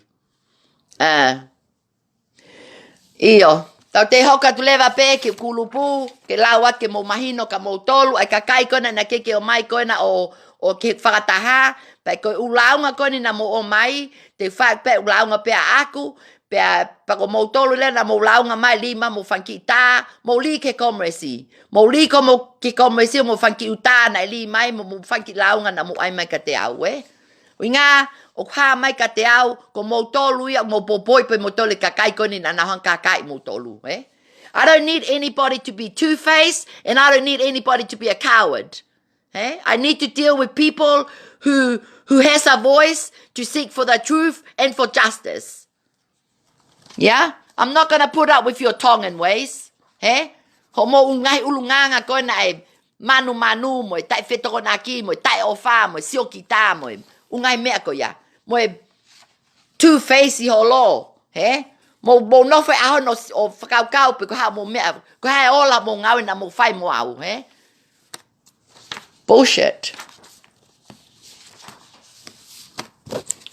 Okay, koe kulupu koe nina tau hokat ki ai, koe kulupu te ulai pe kulupu ke ki vave, koe kulupu koe na e whika ni ma, koe kulupu ia tolo se si, fu kulupu lahi au pito ia, Koe kulupu koe na e tolo se si, koe fu kulupu lahi ia, koe fu kulupu en mahala toko taha afe mo ngai mea ko ia, Ko whea mo tolo ane po, Ko whaia mō tolo ane pōna mō whai mai lao ngā ka te au ke mō māpōpō i pa mō tangutu o talaha mō le o ke komesi ke nau sio mai ho mō ngai le o mō mea. Ui ngā nei confidential pe. Nei confidential pe e ku meeting ane pō. Ui ngā nau kōlang pe ke kakai tō tātolu ko ni ke o te nau live a te meeting ko ni. Ui ngā nau whemau pēo e ke hanga protect. Ko ku ata mai poto ia o ko fai ngā we pau whakaukau o whalei pau hanga protect ai kakai ko nei kau victim ko ni. Ke ua iaha aho ke hanga he kau ulu wheke mo ungata ko ni o hango aiho mo ui ke mo hange ko ku mo ui e nau whetakai ko mo au. Ke nau live ma pia nei ia taaki mai a hai. Live mai a hai ia taaki mai nei hawa hai ia. O te ai mai nau whanki uhinga mo nau whanki umea ko ia Ko mea nau ai ke protect ai kakai na nau o mai e nau lau ngā ka te au. Pa nau hanga o ai ke iai pe ta o security, nau hanga o mai pe siana soane, magos mea i pia soane, ko soane, vitio pe heni, ke ngahi fonga mali, mo ngahi mea ko ia mo whe mau, Pa nau kola le ke toko tako ni ke hau pia recordi, privately pe ia, Ko ngā, ko pa o te mo te o mo tolo ekan ke kau li paanga ka takfa mole mole e kau toko tātolu ko e nā o kai ke uloto ke mo te tānoa halo e tau meetingi u ngā confidential. Confidential e tau ngai mea ko ia. O te mo te tānoa mto ka ko mo whamiri mo ngai mea ko ia. Ko mea pēnau ko lat ka mo tolu. E fo toko tātolu ko e ni na hau ane po. Okay? Ta hoka ke team tole se si, fika ni maia, ko team yono, ko group team Pine, fika fitu, ko group Princess of Flower, fika valu, ko grupu fetaki nima, faleako pepa, o ka pau ke whanongo mai ki heni. Ko whaunga a koe faleako pepa, na hae kakai o talamai, na ke hange e fetaki grupu e valu ko e ni, o anka nau tolha receipt. Ha! O ka pai o atu hataha paanga te koe, ku pau ke nau atu halai receipt. Ko i ngā koe ha, koe whakamoonia ke nau wo o claim e nau paanga he ngahi aho ni. Kulupu valu, fetaki nima, kulupu a pepa, a fale ako pepa, no for hena, No for hena, he whakahupe koe ki prisone because you're flawed. You're flawed, you're money laundering, na ke hanga o anga receipt ke si kakai ko e ni, ke te mawaha nau whainga mali, Na ke hanga pe ko ia, o toe nau paanga, pa ke hanga ko ia mo tahinea, mele pepa ko nau te mali, o anga receipt ke kakai ko e ni. Ko ia? Koe fukai haa, paanga au pitope ia. Koe fukai haa, tae ofa, tae whiunga, mo tuunga ke iai fale ako pepa, Mo tuunga ke iai he siasi mamonga. Ho fukai haa ko ia na ke whai, ke hanga fotu ai sistemi, pa ke hanga lewa ko ia o ave paanga a iwi, ai si kakai ko ni mahalo tolu ngeau ho mo kulupu, o ke hanga ko ia o ave pehe whaunga hala mo i whaungkaka. Ko hea mena ke o anga ke si kakai ko ni, na mai ane poha na receipt, Te wate toko taha ko ni e whale ako pepa, ke ki sio ki ai, Ke ki sio ki ai ko toko taha ko ni na hane po whai ele launga, ko ne taha afe, na ne o atu ka koe, e whale ako pepa, e ne fu taha afe, pa koe talu ke ahoni, o te kei ke hanga e koe o ang ene paanga. O si ala te whine motua ko ni, ko ke hanga pe koe o tala e loi, pa ke talang koe ki ai, o whae kulanga u ki whale, ta tala ke ose u ki langa u ki whale, ka tu ato paanga. Ko hai koe ke kao kai e paanga e kakai. O kai ke kao anka nau tolha lai receipt. He whaunga koe nau ke tui o tu ai. O kai ke pēa tui o tu ai. Koe ke pēa tui o tu ai, ko inga na ke whai koe whaunga kākā, he fo i noa pe, pa ke ospalani pe koe ke kanga kai e mo ui e kakai koe ni, o ngā ke ue hanga he lao, o mau koe ha taimi, he na ke os ilo pe koe e kakai koe ni, ki ka hataha e lea. E longo pe kakai tonga koe ni, ngā ki ka hataha e lea. Kana hanga o tua filia tioni fatukala, ke le ake mo ni mo ta ake ki mo tolo ka ulu feke ko ena o tau pehe ko na taki siasi he tau pehe ko na wo lotu sa pate unga na fai lelei una fai totonu he alu leva ko ia o ave paanga i kakai ko ena ai toko taha ko eni ko mele te atu pe mele na alang ane po ho kai ene taha afe pa ke hanko anka mele ha risiti ke ha moia pe mo te kakai pe na launga mai ka koe fale ako pepa he alu leva ko ia tewe mali ko na tahine na kau et meni ho mo kulupu a mele pepa o fai ake ne mali a ivi a kakai ko ia fale ako pepa pa mo mali ko na ko Evalini pepa ko na o fa hu mai o te hu mai ku page te poloka atu ko ke te fe ma ulu feke ke na hu mai ke page o to tonge paanga i kakai ko ni kai tuke o ia o langa ako mo pale mo mungai api mo tolia mea kalate si kakai ko ni tukwe manu me fonga kaka ko ha mena ke mo oanga ke kakai ko ni na wai receipt ke unga ke na wo ke mau ki fale hopo ko na try piro o mau ai na ki pa ko unga ko ha na ke mo feo mo tolo hopo mo kakai ko ni sai te mo hopo leva mo lao pa mo te tali ule mo otua ke hange otua o atu ka mo tolo te atamayang te sai pa mo te atamayang ke mo fai nga we lotu he fonga totonu ko ia o ku mo mamonga o ke nga fuha mo li paanga ho mo fonga ko na mo tolu ko na mo mamonga mo nga mea ko ya he o sai pe mamonga ia sai pe potusiasi ko to ape ia he sai pe pentecosi sai pe nga ko ta otua ko tua taha pe he fele kausiasi ka ko otua we only have one god he o tau lotu ki ai pa fai tau nga we tau fonga totonu he fonga apa ke tau ngai siasi o ke ngofu ali paanga ngai siasi ni mo u siasi pe ke ngofu ali paanga ko saya wi o ke ku belakang aku e mau siasi ti ko alau ya o fai lotu pe go ya konaki ko ko fai pe totonu winga ko me ai na ko ya kia wia he mau siasi ke mau le mo ni ke mau popo e kakai o na fai totonu pam tau hanga whakamalo i pa tau hanga o whakamole ai kakai o na kole whakamole mai ka tau tolu he nau ngahi hala mo nau ngai fonga ka ku kole whakamole mai ka ulu feke ko ni e toko no noa i kai ko nau mea fai ko manipulate pe mo brainwash kakai fonga nau sistemi tai o anke ha receipt alo te toko taha ko ni ke kulupa pepa mo ne taha afe fu taha afe ko fu paanga lahi ko si paanga na alo toko taha ko ni ngau e ako noivi ko paanga na ne atu ko pepa kai ne fa nau ko nga ko sistemi na ke talangi o mai paanga ni mangiao ka auto o afe ki te hanga fa tu pa te panko ya pa ko he fe fa tu ko ya ha ni pepa ko fe fa tu ko ya na ke palomese an ke trota ko ni amele na ha ke frata ha o lea ene moni ko fe fa tu ya ko ya o kai ko fa tu ya ko ya ki al ko ya o tewe mali ko na tahine alo ko ya lang ako mo ho ki mea extension ho api mo ngai mea ko ya ko ya pepa I promise you e please on va ve ko uinga na ke kai ha fo nga hala pa ne ke anga contract pa ke ne anga receipt ke kai ko ni you are flawed and you stole the people's money ko ya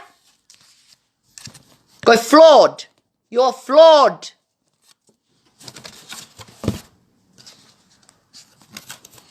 Koia. Osa pepa ia, Osa pepa ia.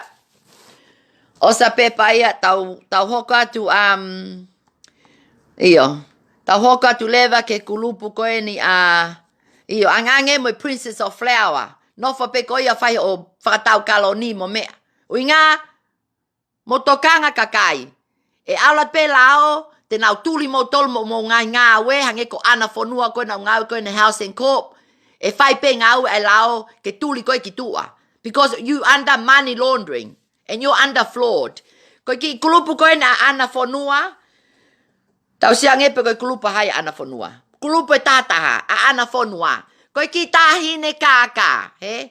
Ki tahine kāka, ki fine mo tua loi, ki fine mo tua mio I holo e ne tonu hia, e ne pehe koe o mo oni pe ia, pa ne tala he whakataha koe na mau whai koe na mo kau pato ato ki tupe, tala mai ia ke ongo ua koe ni ko sa teki koe na mono mali, te utoki ai pe awia o toko ato mo paa ngā he taimi te re ti ai. Vale kai paanga, vale kāka, vale kai paanga. Ana fonua, she's under laundering, money laundering and a fraud.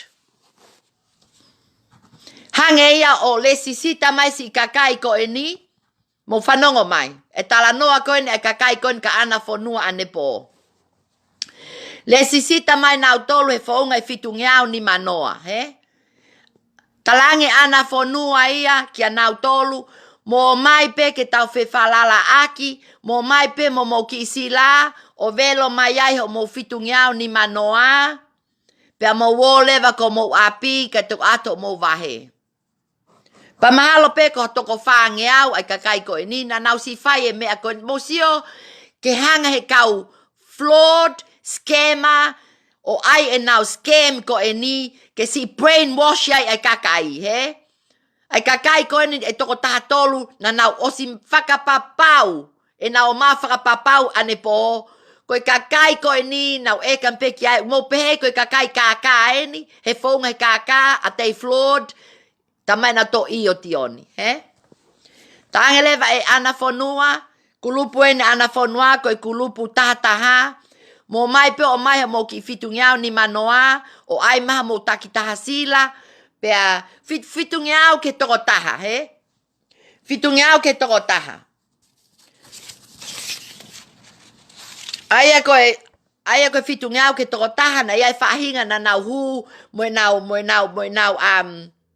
nau fitu ngiau ni manoa e fo I wha, he? Hange ko ngo mātua koe ni ko se teki pa mo pesela, he? Na hu moe na fo I toko wha, ia ana fonua. Koe au ke aho ni kakai, o te keke hange ana fonua o anke o ngō mātua ko ni e na fitu afe ni ma ngeau. 7,500. Patau pehe leva o ka pau o ni pe anaia ai fitu afe ni ma ngeau ke toko ua ko ni na mai ke whakataha. Pe a ka pau na e li e fitu ngeau ni manoa ai kakai e toko wha ngeau pe ko toko ni ma ngeau pe ko toko tolu ngeau. Mo work out I leva e futupu ia ana fonua na ne mau. He? Mo work out I leva. Ko ia. 700 is a lot of money. 700 fu fitu ngeau koe fu paanga lahi kakai. Ai kakai kona o kei whai e tangu tu, mo e whai mai lao ngā ka ana fonua, Ko hamena kike mo mai ane po. Ke mo po I e kike ate ana fonua mo like receipt mo ngai mea ko ia. Ke mo si po I ongo mātua koe ni o kei toi ke totongi ana fonua ka nau e na fitu afe ni mangeau. He? Ai kakai li paanga koe na. He? Mo woleva mo ki ilaunga koe na ka ana fonua o mo ave ke commerce. O te li mahataha ha te launga ka te au, Koe aho ni toko taha tolu pe. Toko taha tolu pe te whai lau ngā ki ai. Pa koe ke nau kulupu. Pa moi kulupu koe na aku koe na. Koe lele vave. Pa moi kulupu koe na liwa manu, Ui ngā ko si ai pe ma u visita ma tolu me ma ngai u mea koe ia ke ave ke kulupu koe ia. Pea moi kulupu a piane mafile o. Kau moi e kulupu. Kau moi kulupu a pepa fale ako. He mea koe ni, He? Mo woleva kakai kone na whai mai complain. O mo complain ke komresi. Ui ngā kapai ke sio komresi o glai haka ulang launga mo mea. Pa tau tuku leve ka ulu feke koe ni. E ngā ukulupu e koe ni na toko o mai ka te au ke nau free. Ko ia? Tuku leo nau toke nau o nau tolo free. Pa ko hai lewa te nau katai mai ko mou tolu. Ngā koe ke hao koe ke lava mo whatongia o ave nau tolo prisone. Pe ave nau tolo ki whai pēr nau ki interview. He? Iyo, kulupa Princess of Flower, fika fitu ia, kulupu ai fetaki nima, kulupu ai pepana, fika valu ia, kulupu hiva, koi kulupu ai love home, hange ko ngo mātua koe nei love home, he?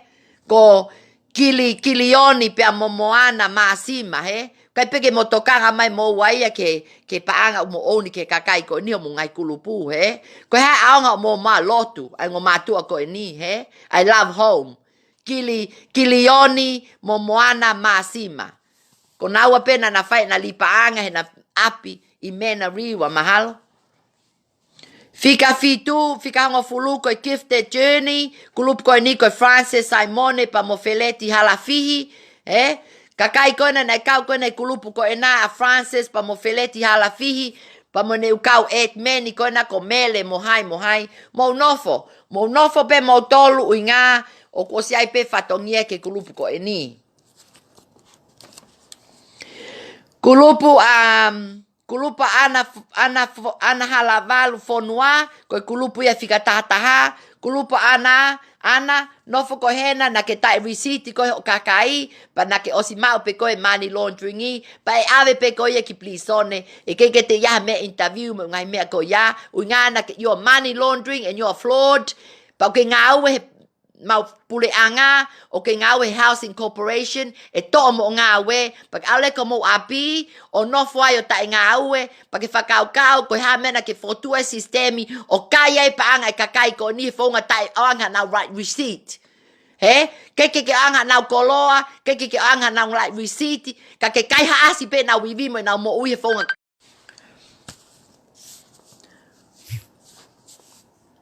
Katak fa mole o te tama tak telefoni ko nga ko kei live, he?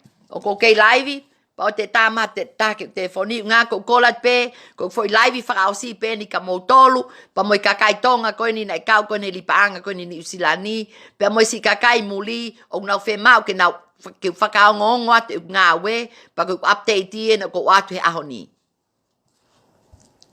Ke ku fa taha na fai ane po mo toko taha tolu Kana e whai mai lau ngā ke whukulupu e toko taha.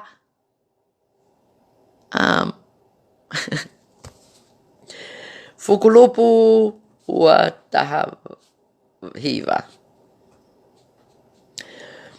Tā whitu. Iyo. Nai whai lau ngā ke kulupu e ua. Tau tō lewa e kulupu e taha. E wā o ave me kulupu ta hiva koe ni. Aia koe kulupu tahi ta whitu. Ta fita wa tahi. Ai koe kulupe taha ono. Kulupe taha fitu, eh? Oh, don't worry about it. Don't worry about the group. Iyo, tau te lau pe lisi koe kulupu. Inga mau inga ke mau tolu. Ke mau wo support, mau complain. Ke mau complain ke commerce. Koe fika nai commerce i. Koe ni na ostu atu pe. Na ostu atu pe he lai pepa. Koe ni na osianga ai ane po. O mo mai no ko alo photocopy ungai mea ko ni ane afi pa alo toi fanki mea ko fe mau ke mo mai ke frata ne po ke tau lau pa fai tau alea ki ai pe ko hai tau mea e fai ke unga ke tau hoko te tau nga we mo lao mo ngai mea ko ya oska ke mo mai mo tolwe ke mo mai mo tol ke tu fate ungai mea ko ni ko mea ko itai Weisi paanga totonge holo. Weisi paanga taimi ko alo photocopy holo ngai mea ko ni. Weisi taimi ko nga ko haya mai ka security. He? Kau sai peia. Sai peia ko ilo. Ngawe e ikuna ngawe u nga ko ha. Ko nga ko lea mo oni pa fai totonu. Pe mai pe o tuai kakai. Ke na maane po. Mo nau loto. Honga. Nau loto fe popo aki moao. Ko ia ko vai vipia, Ko si ofat ke si kakai to tatolu ko ni, Ko si ofat ka ko vipia, maloi si hau ane po fai o fatongia. O ke lea mai ho leo, mo oni, pea mo mea koe fie mau, ke whai ke kakai koe ne apiane mawhile o. Koe whakamatala e toko taha koe ni na ne pehe tioni o ko fuwhea mau au pito e paanga. Ke ne hanga whakafoki mai e kuono awhi whange au. Pako te whakamatala pe toko taha koe ni na live apiane o si taaki ia ki mamani. He ko avipia na live apiane o si lau kono mali lau apiane ke ono kene ki company no mali he ko apiane piane mafile o save ko me ke ala fa lawa ke kakai ka ke alu ko ia o alo totongi e mo ua kakai o te lea mai ho ngutu ka te taha o te live mai o te lea mai ka au te lea vai ka mai ka vai ka vi pia pa mo u kakai vale kai ha paanga you're nothing but a fraud and a money laundering mo e family ko na piane mo ilo ko piane mo family ko piane mafile o ko fufifine kai paanga fufifine angai manu mo ata ki frapoto ka piane mafile o pa mo kakai ko na okay friend mo piane mafile o kakai ko na okay friend mo piane mafile o ke tale ke friend ya makakai o kunau kape mai pa nau taake si mo ui e si kakai. Ko inga ko alu ko ia kai e nau paanga. Ko te tonu hia holo ki whaia. Ke maho ki totonu. Ko whaia ko ngai aon piane mawhleo. Ko nau ke hola holo peo no fatu taka nini ko au ke nofo ai. Laivi mai. Te laivi mai lea mai ka mau tolu. Lea mai ka vipia. Lea mai ka au. E fu long utu ko na ko piane mawhleo. Vale kai paanga. Fafanga ki pe o whanau e paanga mo kai paanga. Ko ha mena ke ave paanga, ke ave o whanau e paanga, ho mo fonga le sisita e fu ni mang afe ko ene e kakai ko ni, e tangata eki ko ni na hawa ne po, o ato ene ni ma afe, fu paanga ni ma afe kakai. 5,000, ko fu paanga lahia, e si tangata eki ko ni. Te whainga ke alu ki plisone, ko whaka ofa usio ke tangata eki ko ene ketuanga ane pohe momoko, ko inga ke lea no loto, O inga au ki tokanga mai koe ki ai, He ko piane mawhileo, pa te ai mo toko taha, ko ni koe lau, o saipea, ko kakai koe te tau atu nau hingoa, no so mai pe nau tolu e ke utalato nau hingoa. O kiai on ki mātua taha koe lai se ni, Na ke kai mo koe nau ni maafe, Pa te ai mo tua taha na ki hau ki whakataha, Kana ostala mai pe mo tua ko ni e whainga ka koe. Koe fu ua afe whangia uia, Ae ko mo ua he tai mini piane mawhile o kai paanga. Koe fu paanga e tai mini o mo ua. Koe ni maafe e mo tua koe ane po. Koe ono afe a vipia ane po. Pea mo te ni maafe e mo tua koe ni koe la kau laiseni mahalo peko.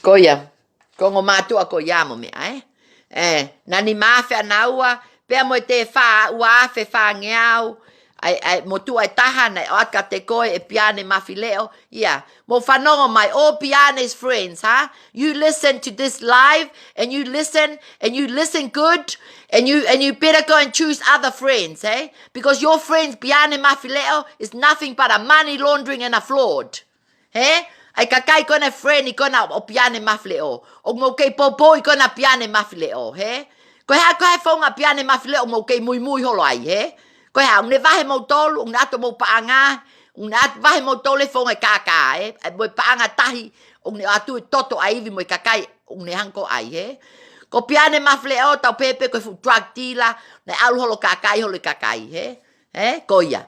You're nothing but a fraud, piane mawhileo, save? And your 4 daughters in it too. Taha ono, ta fita valu. Tau pepe, foi toko tolu koe ni na hau koe ane po. O nau whakamatala mai koe ne nau claim me, e nau paanga na ave piane he fortunga e ne lesisita koe na ni mawhe. Koe paanga koe ni koe ua mano, Foi toko wha koe ni na hau koe ane po.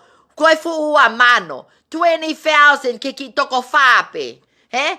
Pa mo pehe lewa kakai, ai fu kapau tau pehe na fu toko tolu ngeau, pe na wha ngeau, pe na ua ngeau, ai kakai na tike ke wahe piane. O kapau o kumau pe ua mano, i ki toko tolu. Ko whaia lewa kapau te tau i o lawe ulu koe ni nai kau koe ni lipaanga kalia o tai ofa. Koe tau nofo ko pehe. O kapau kua mano pe foi toko tolu e koe ni na hau ko ane po. Ai tangata e ki. Ai ngo mātua koe taha. Ai si fine motua koe na ko vi pia mo me a. He? Pa mo motua e taha. Fuhi ua mano. Ua mano, it's a lot of money. Koe ua mano e nau mole au ia mele hea. He? O kapau o ko ua mano pahe ki toko taha. Pe toko whale vai ko nina e mole na ua mano. O mo pele mo tolu woli. E hage mele hea ia kai e ku paanga e kua mano. He? Pau no whau ke ne hanga o kai haase e paanga e kua mano. He? O kei whale mahaki koa mele hea pe ku osi mata mele hea. He? Ko hai fonga mele hea i ai taimini. He? Sai. Whai mo ke sai mele hea ka hau ki whale hopo ke tam. O ko whe mau koe ke totong mai paanga pa ko whe mau ke pule anga ke lau whakahu koe. He ko koe mo piane ko ngofu ulu ngata whe kai. O pau ke tu usi, O pau ke tu usi, pa kau ai pe mo ngahi mali, Kau ai pe hai mis hea, kau ai pe mo kitahi ne, a mele vaka, he ngahi pou i li paanga fonga hala koe ni mu kaka. Pe mo amusia kakai e lele vave, pa mo i kulupu koe na liwa manu, o mo kei fai koe pou, pa mo kei fai tangu tu, koe ke mo yaha mo ngutu, ke mo lea mai ki loto, ke mo fai e mea finangalo kai o tua, ke tau nofo e mamani koe ni, pa tau ai e mea fafanga ke tau whanau, ai mea mo ni, pa o te tau whanfanga ke whanau, ai o whakatau mea kona, pa o ai o kau hali paanga, o seta sistemi, ke kai a ngai iwi, hangai toto, hangai paanga, hangai iwi hakakai, Koe mea tau whai mamani, Koe kau tonga koe nā, o kou māwia. I feel embarrassed. O kou māwia ke ui au koe tonga au, Koe ui au koe tonga au. Koe ngā nau tupu hake, nau pehepe, koe kakai tonga, koe kakai ofa, kakai tui o tua, Ka ku mea mahe au ni ka te au, koe kakai loi, kakai lotu loi, kakai manu, kakai sio kita, Mo ngai mea koe ya, O ka pau ka li paanga na kau muli. Na nau whai li paanga koe ni pa kau mai kau muli o mau ngoto kau muli. Te mao si o ma toke lao. Pe fie lao pe koe kau muli au nau loto maa. Nau lea na tole mo o ni. Te tau masiva pe e tau whonua mo i kakai tonga koe ni. Koe ngā koe tau whonga kā mo i loi. Pa mo i kai e iwe kakai.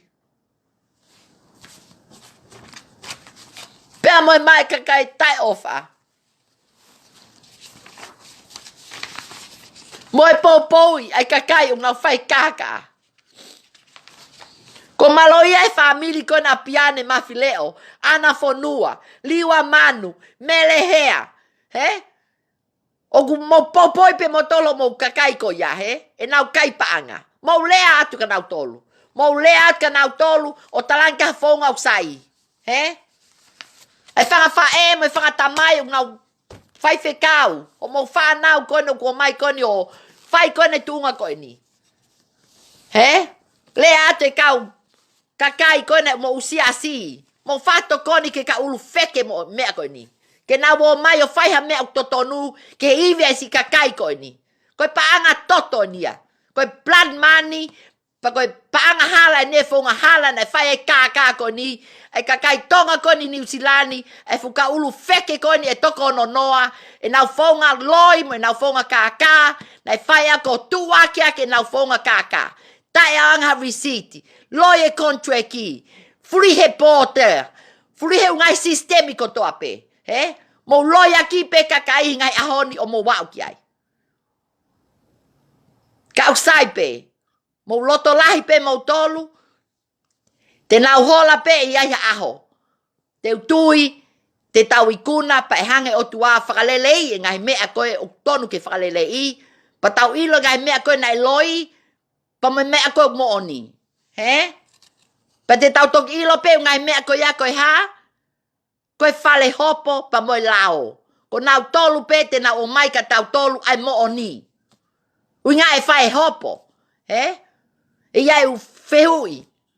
Ke u kakai ulu wheke koe ni. Koe whale hopo pe pa moe otua.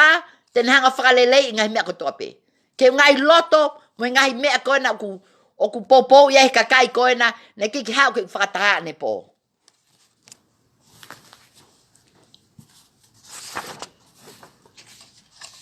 Kakai. Tonga. Anga palaku. Anga palaku. Kai ke tau mo whiunga ko mo usiasi. Mo tunga mo iai.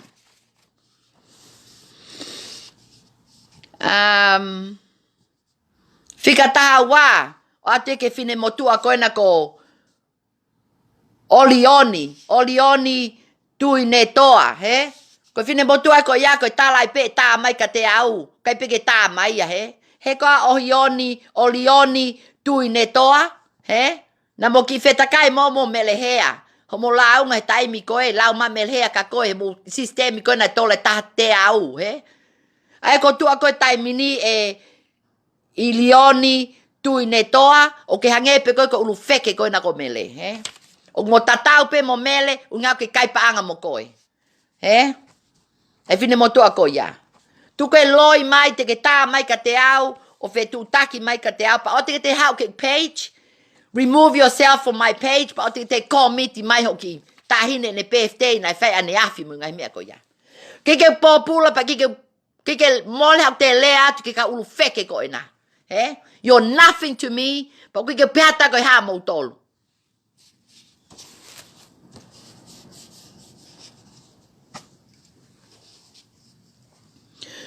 Kulupo no tātolu, koe kulupu ia a tapuaki mei langi. Moi ai moi o whakatua hingoa. Kulupu e nia ola manu.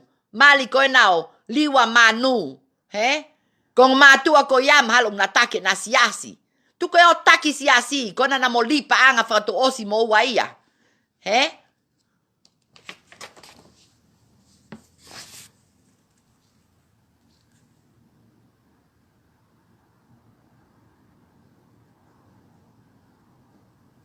Ko ia. Ko ia. Mo oni koe e vaipuna. Ko ia. Koe tau fo ngā foki he taimi ni. O kia e lao. He? O kia e lao i New Zealandi. O ka pau e ke totongi ha paanga ha kakai. Tena o mai le na toke ke bad credit. Tena o ta ofi lewa ho o whakatau api. Tena o ta ofi lewa e ngahi mea ko ia. O maui le matole feitu ko a koe Pay Corp. Moe credit consultant. He? Ai ko pehe lewa, ko staimi ke whala aunga ke Pay Corp, pa mo ukakai ko ni ko ngā koe whonga koe na ka ulu wheke koe na nau kai ho mo panga, he? Ke ngā ke ma wata mo bad credit, ke o te mo te o whakataho mo papa ke mo langa ho mo whetu, pa te mo te o ai mo loan ho mo panke, he? Mo ngai mea ko ia, te mau, hanga lewa pule anga o shutdown mo tolkat katoa. Sai pea e vai pua, koe taimi pe koe ave koe kakai koe ni o hopo mo ngai mea ko ia e to e nau ngā ue e to e nau credit pa te nau mau level le koti ko ia o ke nau mate te nau oka te whanua e o si tu pe koe kau money laundering pa koe kau fraud. So don't worry about it. Iyo pa koe te me taha Malo Maryland, o kai pe mau whiunga, o kai pe TV koe whea kou, koe kakai ko ia te nau lawa pe o tokoni at ka te koe, ke mo wō ke u wheitu koe nei api ai ukahili pa ngā, hange ko au te o alawia complain ke whea kou, ke o alawia mo nau TV, ke nau ona tolo eke ka melehea, ko whea pa ngā e ua mano a tia un li, he? Sai pe Maryland, I'll get there, he? O te kai pe ki ha taimi ke o alu ke whea kou, ka e iai pe taimi, he? Koe tau tu koe taimi ni, o ko osi video, osi interviewa mo TV News, a Barbara Drenma, e tau Pacific Reporter. Pa malo ke wike kaha u, o ne ke hanga po whakalelei, whanki mea he for story, pa te mo sio mai lewa ka au he TV1, he? He TV1 ni, ui ngā na os interview hoko api, pa mo toko taha koe ni, he? Mo nofo leva si o leva, he nai hau e u complaini ke TV as well. He? Pe te au pe u complaini ke whea kou, he? Te ai peni koe melehea, pa mo liwa manu, ke ua te mo te lava, o whaia mo ki ulu nganga kākā, mo i kai paang koe ni i mama i New Zealand, he? Mo ai koe kakai koe na nai ula kau koe ki heni, he? Ai kakai koe na unau lau mai koe kau loea, mo i kau whaiako, mo i kau, he? O ka pāna mo kai li pānga, mo launga, mo whai mea ko whai, he? O koe a ko ia, mo ngai mea koe mea kehe ia, he? E lava pe ata mai ko vi ia, mo whakasesele, mo i kakai ulu poto, o nau whai holo ngai mea koe ni, he? Hange ko interview he TV, hange ko tale telefoni ke komresi, mo ngai mea ko ia, he? Ko hinga mea koe ke mo ai mo tolo launga, pa mo kei nofo pena o toi holo, uinga mo ma mo tolu, ho mo wo li he whaunga he pere meni, ke unga ke oe pehe mo family, pehe mo whanga friend na mo wo o atamai kovi, o whakasesele, ko hinga ko mo kau he ngai mea ko ia. Ka takwa mole mole, he? O ke pehe ngā wea ko whakasesele, he? Pa o ke pehe whanga friendly pālangi a ko whakasesele. Ko nau tōleo nau tala mai, go for it, Te Only. Go for it. Go and fight for your rights. And don't let these people steal your money.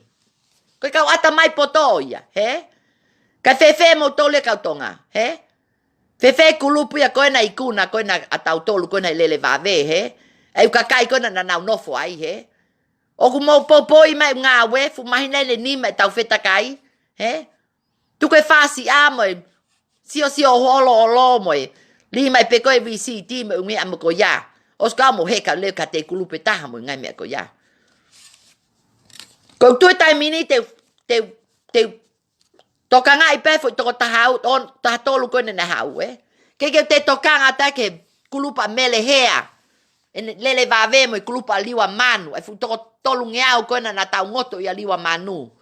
Unga koe ha, you all cowards, Ai kau kulupu koe na mau kau koe na e liwa manu mo mele hea. Ko mau tōru e ka kai koe na kai li pāngā. Ili fia ka mele hea. Ili fia ko mau whāmili. Ili fia ko inga na whawhai whakahu mo tole commerce. O ka pau nau pehe he lao e whakahua he commerce ko alo kau i fua mano koe na ia mele hea. Pau te alo kau he kulupu a liwa manu. Pagapau te nau pehe ke whakahua he wikahau alo interview. Pea whakahua au ko hinga. Na keke mai kau he pānga ko ni. Ka koe ka ulu wheke mo ka ulu ngata ko ni. E nau o mai o promoti. Pa nau mai o tala mai me aloi. E unga ke o ato i kua mano tala mai me lehea ko unga ko investi. Ke whakatau ku api. O ate ni maafe e si tangata eiki koe ni ka piane. Ulu wheke koe na ko piane. Tange piane o mai ho ni maafe. Te uhanga whakatupake ni makilu. 500,000, Motua koe na ko pepa, Ko pepa ia. Ave kakai nau ni mangeau le sisita. Fo inoa pe, ke ange pepa receipt po ka contract. Koe ka ata mai koe ka tonga, you need to be more educated, More educated. Pea, koe ka ngā ilo mo ngai whaunga koe na mo tupai tonga. O mo pehe ne ngai au ni. Mea liu ke mo whema mo toi toto nu mo e. Lao ke nau tokoni mai ke ta umea koe no tau whemau. Nau kola ke tau whai tau lak. Ke tau protest e mea koe ni. Koe, mo seo ma leo kakai. Koe ki la kai e whaki peto ko fiha. Ki la kai e kata commerce. Hau talanka nau tolu. O te efo ke tānoa mo nau tolu kau ki whakataha ne pō, Ka te nau kata, unau no whema, Te Only whatukala te ke laka, mo kakai tonga, e whaiha laka. Nau tāwho ke whakataha ne pō, koe tala noa ke rifani, tala noa mo i kau victemi, ki ai manau le o, ki loto, pam te maulava lewa o whai lewa mea ke maulaka, Koe tala noa na e whai pa koe mea kumahin ki commerce. E kata e motua, hau talanki ai pompongini, ko toko taha tolu pena e hau.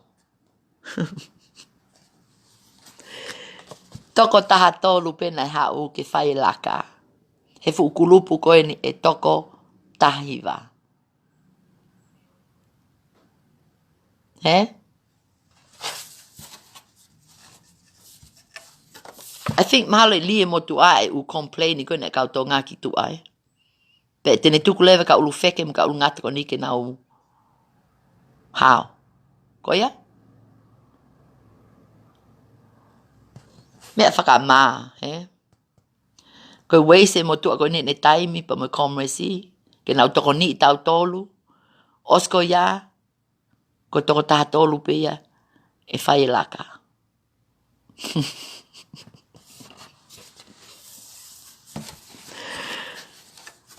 Pa te tau hālewa. He's gonna call us. We're just stupid, what? Oh yeah. Tau hoko atu lewa. Tau hoka leo ko whi mau peke lawa te kulupu ko e ni. Ola manu kulupu taha tolu. Ko Melehea, mo Rosalie, ni Mafi, Kauanga, tofa vaha, kulupu ia Melehea fika taha wha ia, Ko kulupu taha ni ma, ko breaking bread, kai ke loko lahi a kakai na launga mai ke kulupu ko e ni, o motu motole tai pau, sai leo ke au lewa malisa suka ia, o alu ia whe mali, Ngau ke loko lahi ha mo complain mai mo tope o mai hak evidence pe te mo mau lea he ku whakataha ane po he ai kulupu koen ai tani ma te wai le va question mark mo tolu ia pe ave kulupu koen ni ke komo si pe kai ko kulupu bring blessing ko ki kulupu koen ni ai mo tua koen ai feitu o nofo ai ko baho hea offer good blessing ia ko fe mau pe ave ko ke komo si kulupu taha no uinga na taki feta kai pake ostala mai pena ke fotu o ki kulupu mo ngai mea ko ya pa ko ke fotu pe ngai kulupu ko kulupu ko ya ma ya to ko wangia te na ngoto o ko ke te fe mau ke ngoto a toki tu pe te ngoto ngai kulupu ko ni pa mo te launga mai ka te au mo to mo ki lai pepa pa mo tohi leva ai feitu kon te mo contact ai ko feitu leo te mo contact ai online ko contact .com.government.nz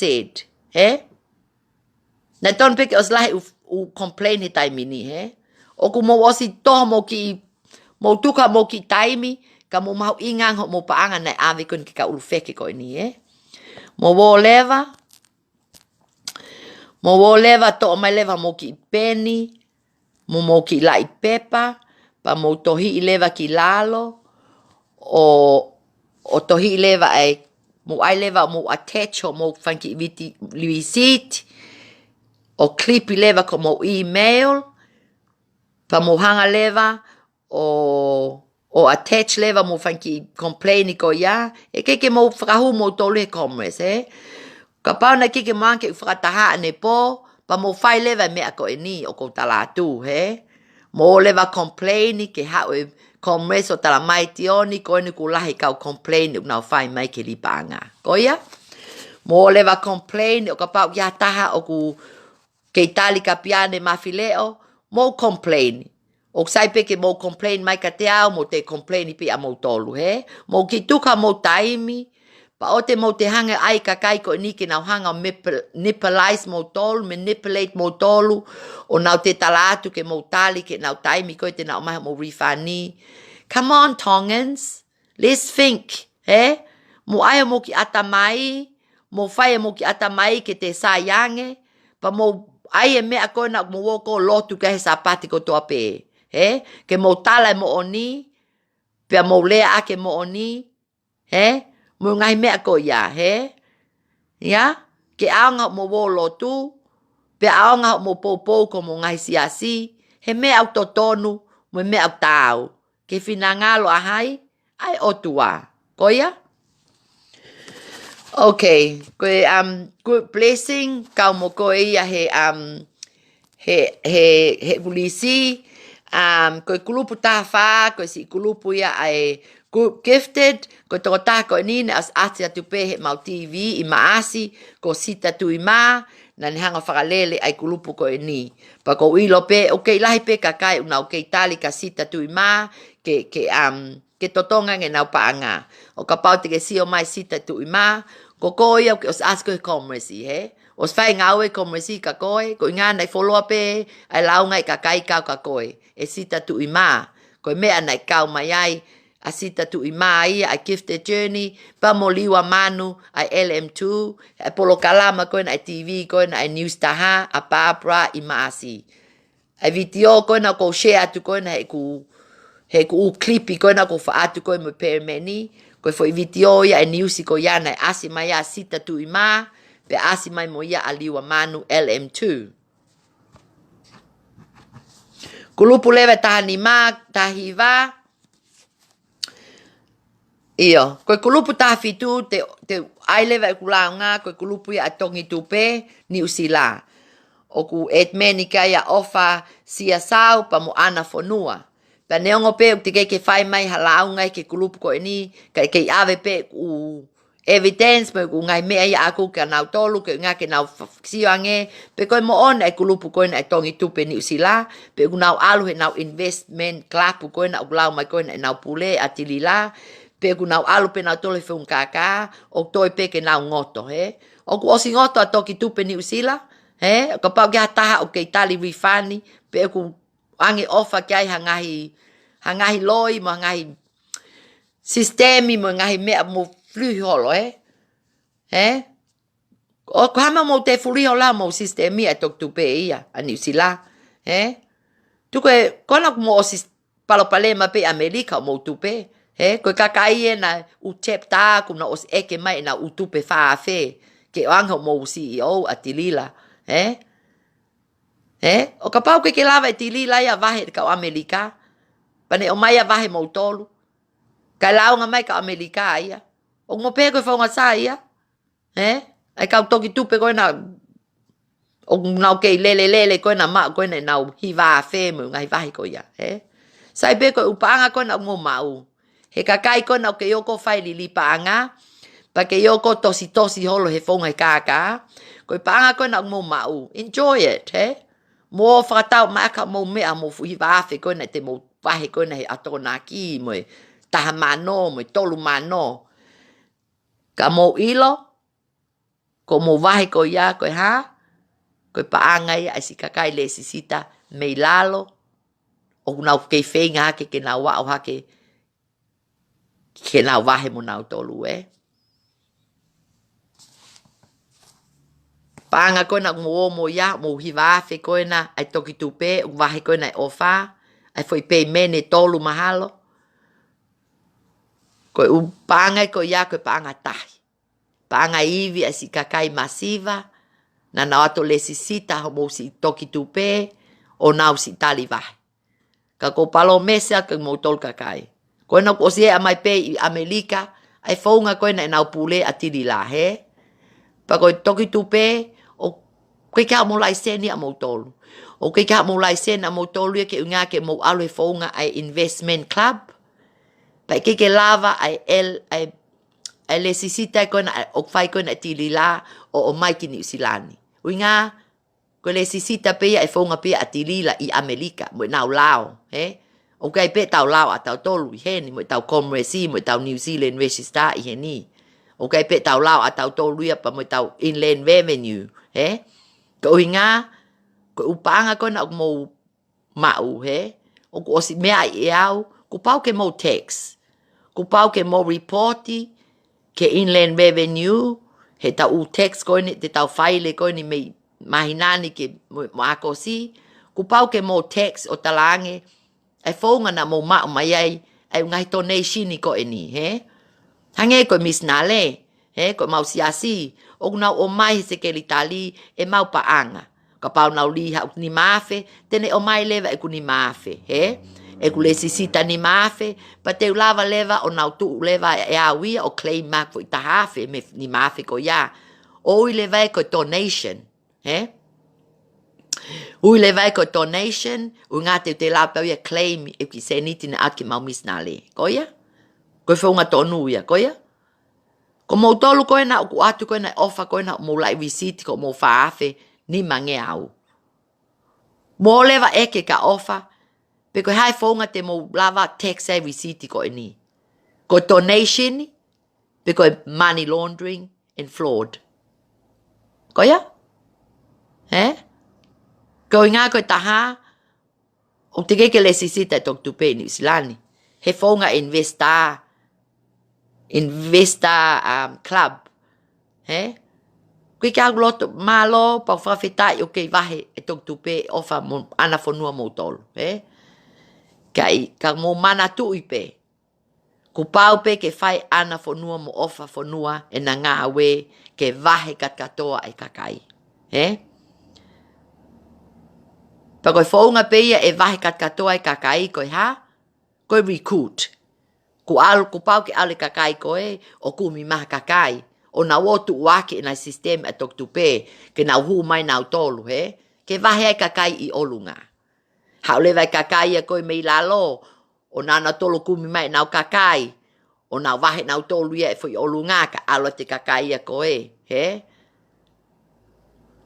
o sai pe re-gift o sai pe re-gift ia hange ko tau ulili ko ni na tamai mele he te mau mai mau wafe he mau watu ko e mau ni mange au ka pau pe ke mau te li ki loto ai tahaf kana ke hoko ia na vahe pe mele he ia e ne fu no afe pa mo no mali he misea no afe na ke na re-gift na wa tolu afe ki loto ke vahe si kakai he aho taha ai na alpe mele he mo ne fu no afe alpe he misea mo ne no afe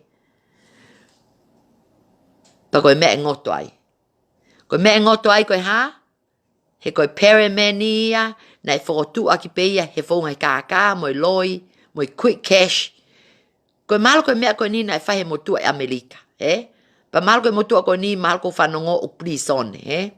Na ne whahe mea koe ni Amerika, e ne whotu koe na e perimenia, mo ne kai e iwi a kakai. O holi lewa ni usilania ke na hanto whotu e mea koe ya.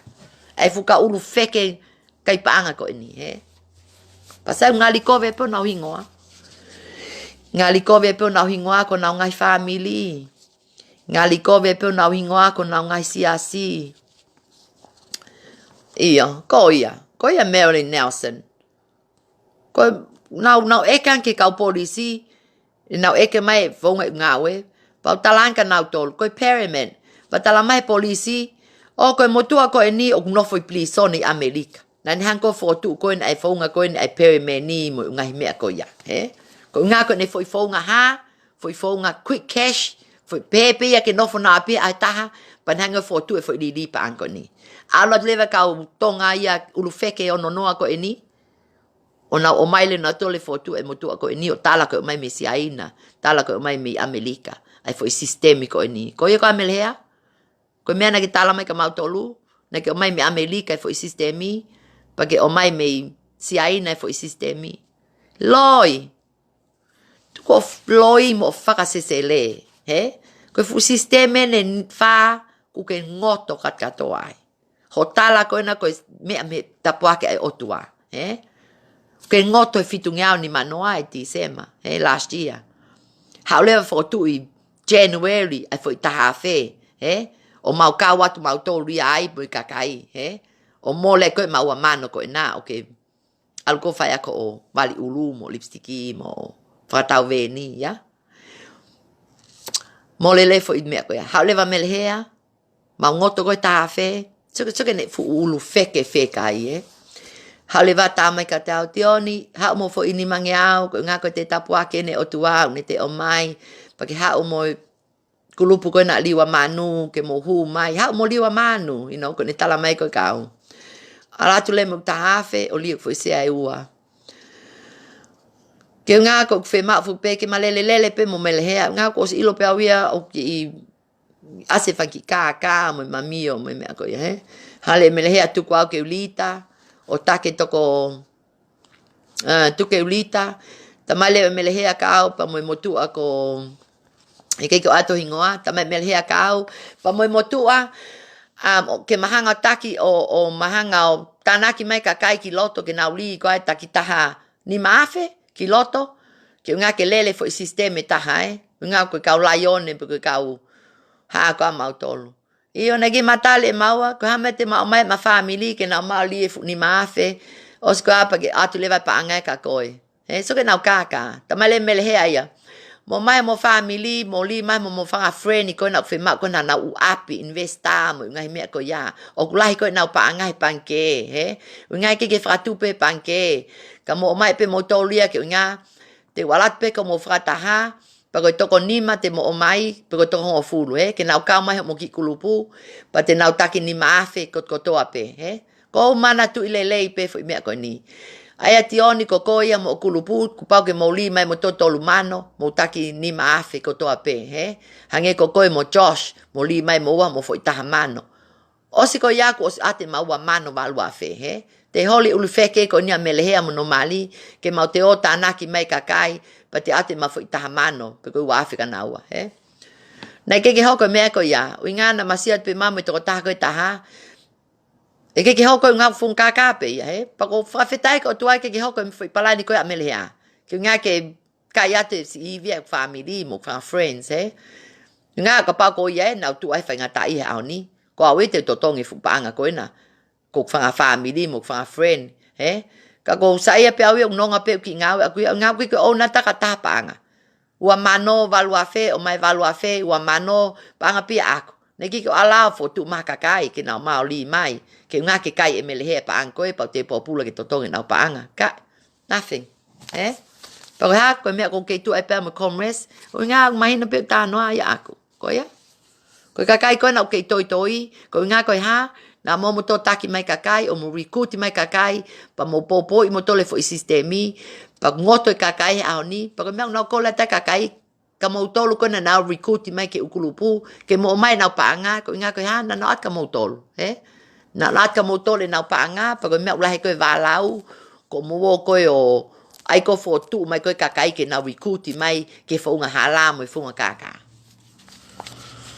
ko ya ko os leva ta no ke toki tupe fica ta fitu e tok tupe pe mo io pa mo fica ta hiva ta angle vaia ke not last but not least kulupu lave kimana ko kulupu ya fa leiti ko na ko ta io tio fi lucy fine fe you aki kulupu ya ai fa leiti ko na live mai ko na o taki mai ki pui mo le tala mai ko na ko ta mai ko piskoa mo ha io sai leva lucy leva ia ke ma ko e fica tahiva ko kulupu ya ko lave ke mana lava ke mana ki mana ko kulupu ya tio fi lucy fine fe hiwaki ai pe ngoa ko tio fi lucy fine fe hiwaki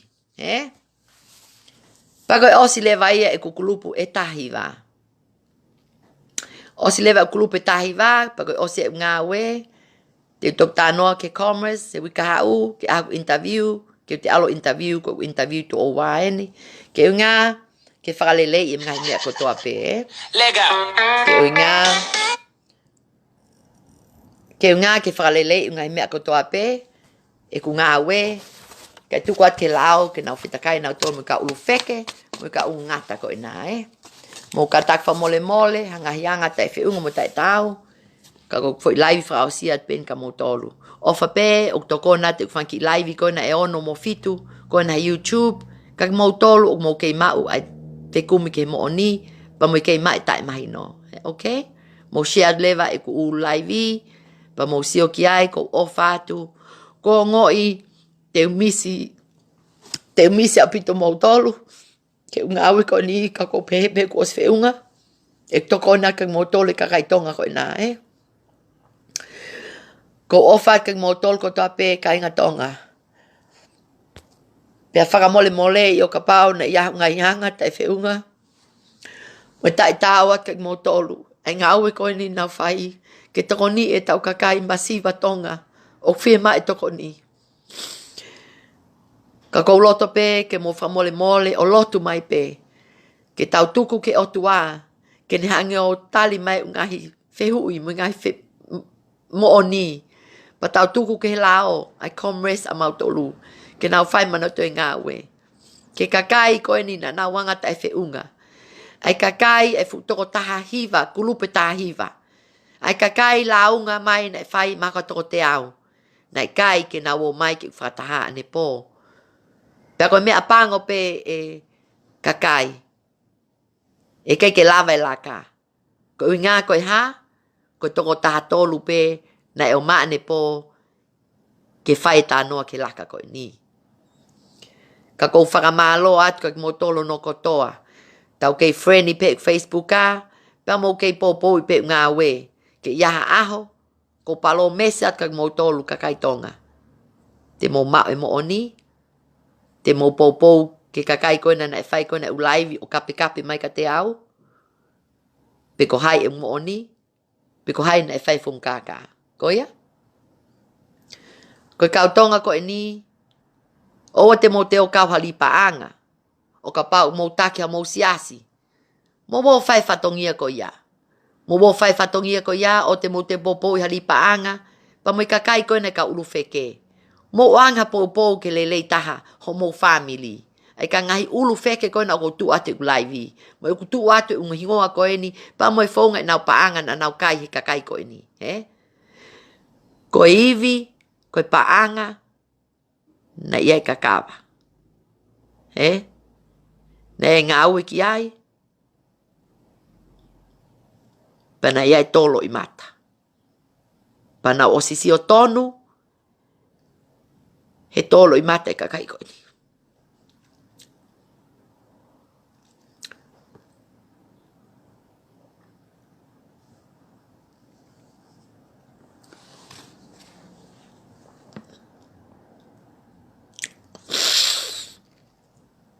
Na osisi o tonu. He kau vai. Me tonga he kulupu koe na me ofa pa mo patisa mo kai kakai ko ia.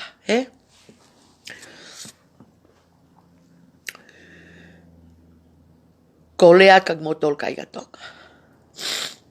Mahalo pe na ke mohanga toko ni mai au ko inga ko ku palangi.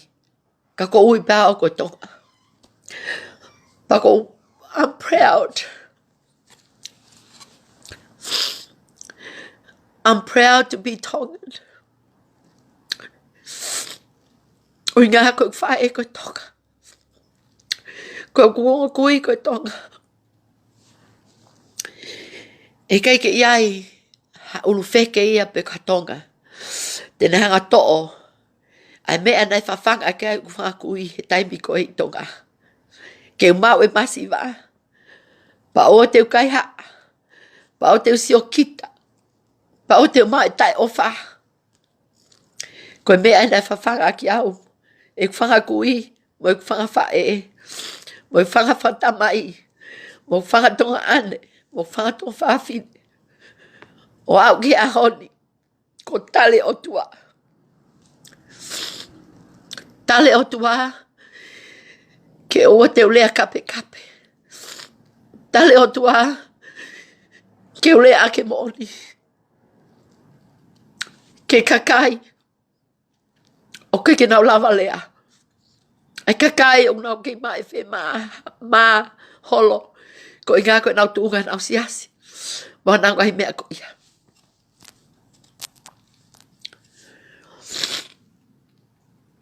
Pe ofa pena e aonga. E ku ngā ue koe ne mai ne nima. Aonga te whanki viti o ke popo e mo tolu. Kainga tonga. Tau whae me au totonu. Tau whe toko ni aki. Tu kwaisi o ki tā mo manu.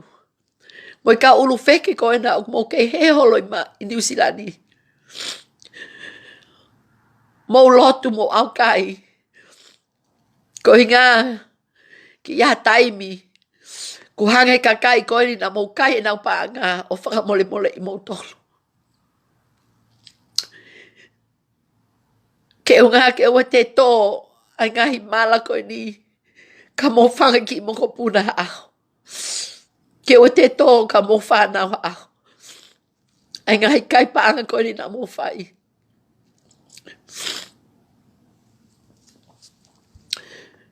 Mo tala mo oni. Mo wo ke komersi mo lao o mo whakahu pe mo tolu. O wa ke nau kumi holo mo tolu. O ngā ku mo osi nofo pe he tuunga ku mo osi ilo pe na mo whai hala. He?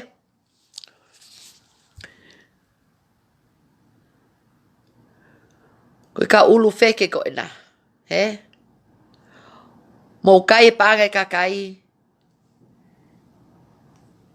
E iai pe aho. Koe si tangi koe na kakai o no awhi koe ni mo i whukulupe tahiwa koe ni. O te mo pehe mo tolu ia, e te tō pe ka te ta. Ke. Pe tō ke kakai koe na mo wahi ki ai pāngā. He? Ka. E tō pe iwi mo i kakawa kakai koe ni, he whaunga pānga hala, whaunga pānga kākā, whaunga pānga sistemi, na mo palani pe, ke mo mai o si kaka i mau tolu, pa mo si kaka i tonga koe ni i whonua i New Zealand ni, kau maa Amerika, kau maa Australia, kau maa Vavau, kau maa Tonga Tapu, kau maa Haapai. Koia? Na mo o si palani pe ka ulu wheke o nonoa koe ni, kulupe tahiwa koe ni, ke mo whae fo i whaunga koe na me December, me last year, o mau lele atuai i mau lockdown ni, ke mo take advantage, he ungahi kakai koe ni, the horrible one, mo take advantage, he kakai vai, mo i kakai disability, mo i u kakai kotoa pe, he? Mo kai e paanga, pa mo ngau e ake paanga, pa mo mana tu i pe. Melehea, kai koe kua mano, pa mo i paanga koe ne miliona mahalo, toi ki ke vahi ke kakai. Ka ke mana tu i pe, e tō atu pe me hia koe ni, ko whanau, ko whanga mongo puna, pia mo koe pe. Okay? Mo whai kumi ke totonu, koe totonu pe, will set you free. He? Koe totonu e ni a tia ni whatukala, o koe ke te tokanga ke kua mano. Tai ke tātai mia, te aka alo ngā ue, o te tokanga ke kua mano. He koe ha? Ko o si whai ai lao, ko o si whai ai lao ngā ka melehea, pa ke te ulotu i pake o tua, ke ngā ke hoko atu, e ku mamahi ka melehea, pa mu ngai kulupu ko e ni, Kakai koe na mo kauhili paanga, pa mo ngoto, pa mo kei nofo, he ngahi ahoni, o viviri ko mo ngai paanga. Koe nuko sfai unga aue, ke kulupe toko tahiwa ko e ni. Pa koe ahoni, te uange lewa unga aue ko ia, ke lao, ke now take over. He? Mea pango peu ke lawa rifania ke kakai koe na ta ia na VCT. Mo i kakai koe na usi nofo i tonga. He? Ka kokolat ka mo tolu. Hapai Tonga Tapu mo tonga. Mo nofo fe maalie. Mo lotu, mo aukai, ke unga, ke yukuna unga aue. Ko ngā pe koe ha, o tau whi mai mo oni. Pa o te mau sio mo tolu ke ngai video koe na ulia te kakai. He YouTube mo ngai mea ko ia. Ko kola ke kakai ko toa pe. Mo fili ko hai mo oni. Mo fili ko hai ngai manu. Ko hai na whai kape. He tau ngahi lea atu, tau lela koe ne maina ni ma. Pa ko hai na ni aka mo tole no ngā. Ko hai na ni aka mo tole no ngā. Ko hai na whai ngā we. Pa ko hai. O toi loi mata. Mo fili lewa ngai mea ko ia. Ke tau mau e mo ni. Pa mo ilo. E ki pui a tia ni whatukala. Ko tahine au ke whōpe totonu. Ko tahine au ke maupe ofa. Ke masiva.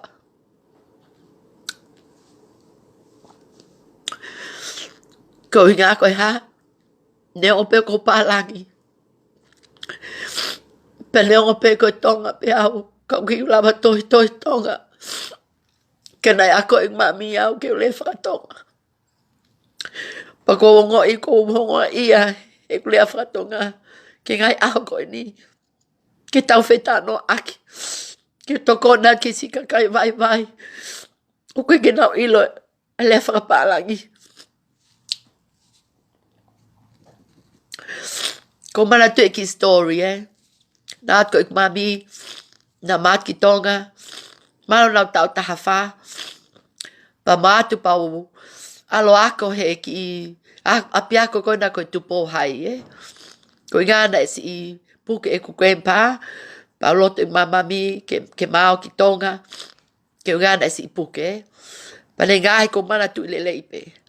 Ne ngahi lewe ki pingi, e ki kofu lanu pulu. No, tau tahaf. Tau tafa.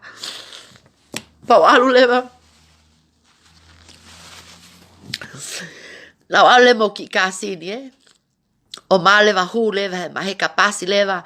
A lewa ki teunga ki kofu lanu pulu.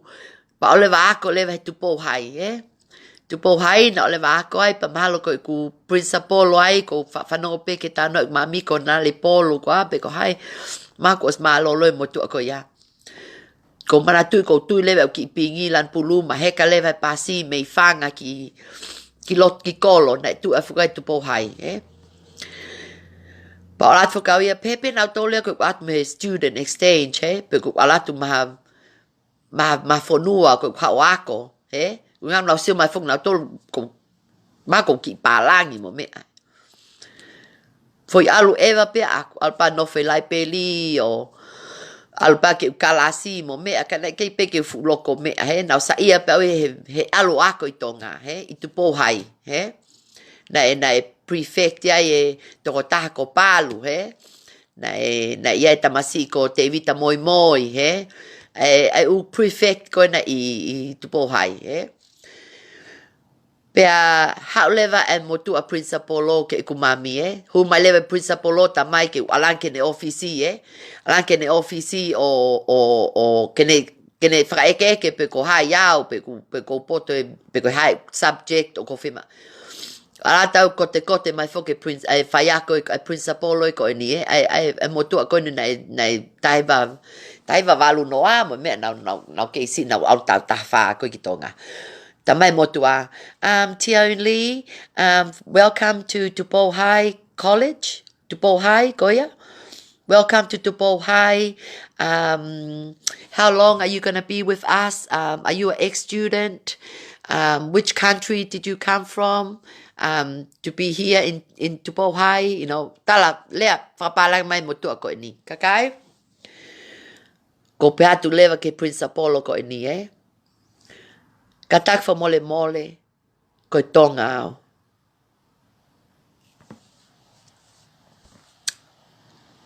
Pakou lava pele a whakatonga. Ko kui he ni, ko ngāna hao mai ku mami, o puke e kukui. Pau pehe pe ku mami, te manofe na mai nei tolu, ka o mai pe ke hu mai ki ape ako koe ni. Frau of, Kala poli koia malo. Koe principal koe ni, koe nunga ko kale poni. Kala poli.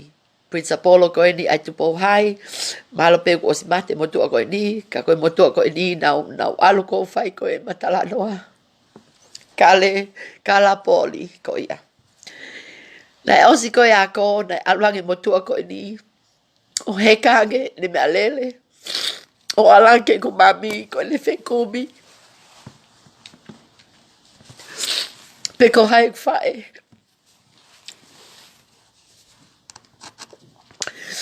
Patange motua ko nike ku mami a kale poli. Ko fia ko inga nau lea whakapalanga pe ka tioni. Pea tali whakatonga mai tioni. O ku poto pe lea whakatoga. Ko ia. Tupo High School he tahiwa walu taha, mo tahiwa walua. Nau alua e huai ki Tupo High School, ke mahina e tolu. Pana interview au he principal o koe na he tahiwa walu taha, mo tahiwa walua, ko kale poli. Patange pe ku mami ki ai pane eke. O ku poto lele he lea whakatonga he. Poto lele fa lea whakatonga. Pa uke ke hauia ke pehe ka ki tahine o ku ne pehe. Nau poto pehe le whakapalangi. Nau poto pehe le whakapalangi. Ka nau hanga pe o ai ke mahino ke toko tako ni a kale poli. Koe tonga uia. Koe ku whae koe tonga. Koe ku tamai koe palangi. Koe ku whakakui koe tonga. Pea ko ui pe au koe tonga. He? Pea fia leva Prince Apollo koe ni o alu leva. O ne tanke ku mami. Malo ngā ue. Malo e a ko i hoki tahine koe ni ko tia uli ke poto he lea whakatonga. Pa koe mea ko poto he lea whakatonga he au ni, Poto mo lea whakapalangi. Ko ia. Koe ki pui pe te o atka moto le au ni. Kau alo tutu ngai pepa koe ni. Ko inga. Ne ke hai kakai koe ni. Ke whai ngā ue ki osi ane po. Te whakamahina tupe mo sio he laivi koe ni. Ho mo ngahi kulupu. Pa mo wo lewa complain ke komresi. Ho mo ngahi kulupu. Ke nau hanga popoi. Ho mo ngahi ulufeke koe ni e ave ko mo kulupu. Koe kulupu koe ni o pau koe ni ke whai launga ki ai. Ke whai ngā launga ki ai. Pa ku pau pe ke whakahui ngai kulupu koe ni a. Pa te whenga pe au ia ke pau ke ave ai ngai kakai koe ni. Ke lao. Pe ave ke whaiha nau. Take responsibility ai lao. Ke nau whaiha ngā ue. Ke ungai ngā ue koe ni nau whai Koe kulupu a liwa manu. Kulupu a liwa manu. Ko oswhai ulaunga ka liwa manu. Koe tākilu ua mano. Nane tuku mai toko tolu ngeau. Pa kos mau pe ma uvlai visiti. Mo mga hingai mea ko ia. Ke whai ake maulau ngā. Kulupa melehea. Kulupa melehea. A lele vave. Te whenga pe ke ave koe melehea. Pa pau pe ke ave ko ia melehea. Ko inga. Na ke kahe asi ko ia e kua mano. Ko kola ke kulupa melehea. A lele vave. Mo whai maha ngā ue Mo whai maha ngā ue, mo complaini mai ke komresi. Ke unga ke nau tokoni e ku claimi koe ni e kua mano. Pea ilo e melehea e whaitu ke alu ki ai. Ko ia? Ai kulupu koe na e lele vave. Ai fukakai koe na tahaafe. Na tau ngoto koe na me kulupu fitungau ni manoa. Le sita fitungau ni manoa. Pea mo e tahaafe. Pea mo e ni mange au. Pea mo e tola te au. Mo complain ke komresi. Pa te mo tu leva mo claim ko mo kulupu e o number 2.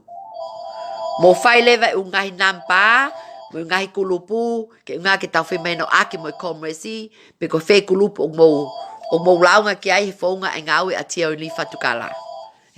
Don't forget, number 1 a liwa manu, number 2 a melehea, pa pau piki mo ilo mo ngai kulupu, pa mo tokta mai ka te au, message me, ke tala atu ho mo ngai kulupu. O mau inga pe, ke mo tu ho mo ngai fika o mo ngai kulupu, ke ilo leva e komresi, koe kakai eni na nau whenga aue aki pa mo tia o li whatukala. Koe mea mau inga. Pa mo te kakai pe, na ki whai maha mo launga, pe na mo kau mai e kupolo kalama koe ni ke ta ofi e pyramid scheme, mo tuat pe mo ufika, e ufika. Fika taha liwa manu, fika ua melehea, fika tolua piane, fika wha beautiful flower, ko seila peti.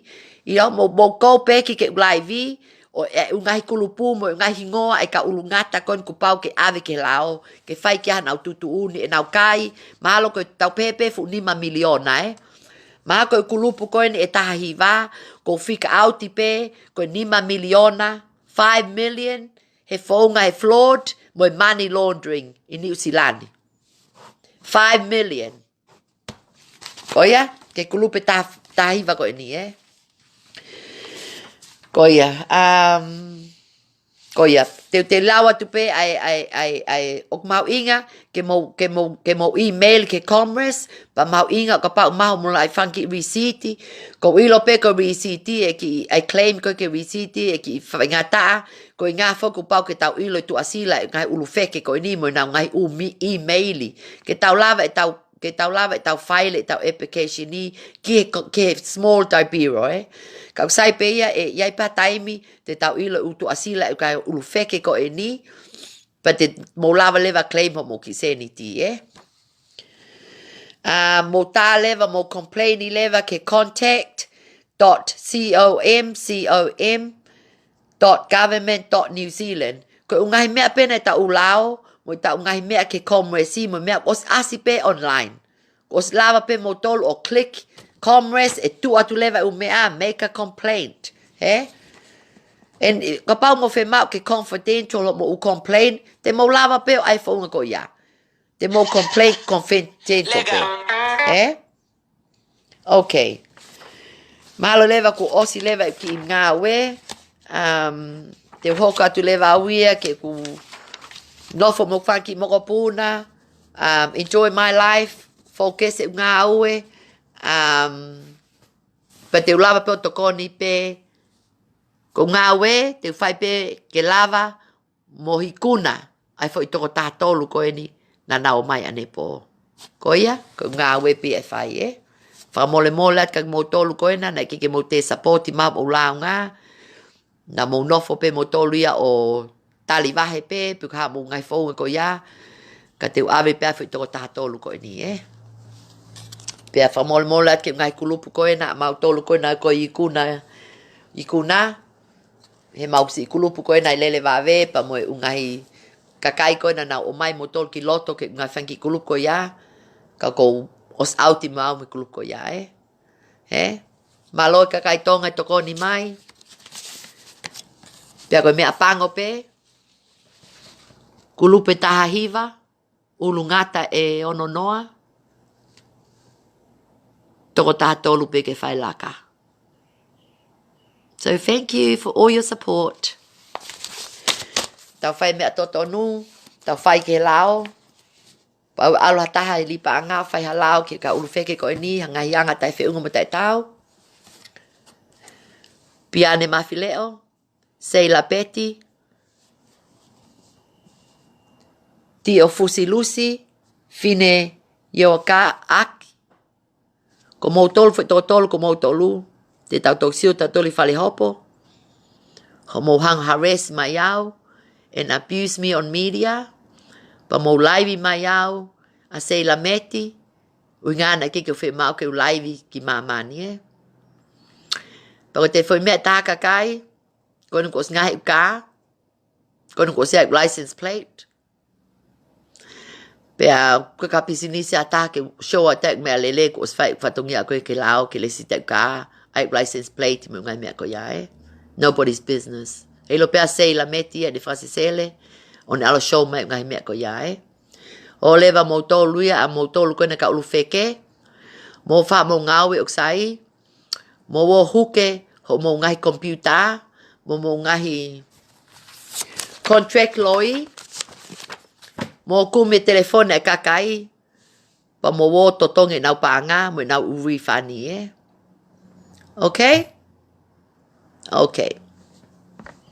fa fetai ke otua ngai vi ko toa pe fa maloa tu ke ngai lotu mo ngai tapuaki o mau ki api ko ni masiva ko ni i okala ni usila o fat ke kai ngalot ko toa pe pa mo ka fanongo mai ki live ko ni ko ilo pe ko ki live ko ni na loto lahi pe winga na lotu ai ngai me ko toa lotu ai fa taha ne po paulo ke otua ke no makakai ke fa to ko ni kia pa ko me apango pe ko to ta tolu pe na o mai otua ke to ko ni kia ai kai tu kwa te to ko no ai ko ni ke lao ke na fa na te fatongia ko ya ke tau ikuna pe mai kakai ulu feke mo ulu ngata ko ni ke na remorse mo na fa na ngawe ke na ma e kole fra mo mole pa na le mai ke tau tolu ke kau lipa anga si ka vai mo kakai ko ya na hale fo nga pa na to no he na kai pa anga kakai ivi ko ni tongani kakai tonga kai pe kakai tonga e nau pa anga he? Pa kwange pia ko mo ngai parliament ko nei tonga. Kai pe mo tu ko na mono mali ai ha? Ai pa ngai fonua. Ko ya? Tau ai lewa ka kai tonga. Ha te mea ke feunga mo ta ulotu e. Feunga pa mo tuunga o ke ai ka kai ko na. Ho mo ngai siasi o nau kau mai he ulu feke. Ko ya? Ko ya. Pa to ale mahino ke kakai ko na mo fai ma mo la nga. Ko lotu mo la mo nga we ko ya? Ko tau nga we o tau lotu pe tau nga we, he? Pa ko me apango pe ku tau lotu tau tolu mo nga we. Ka hau lewe kau fraud, mo kau money laundering ia ko ni, mo kau scam ia ko ni. O kai e tau iwi. Ko ia? Ngā we pe, o wai fo i ngā we, lotu, o wai fo i lotu, pa o wai fo i he whai totonu, mo i whekumi ke totonu, mo i whekumi ke lelei, mo i whekumi ke ofa, mo i whekumi ke whetongoni aki,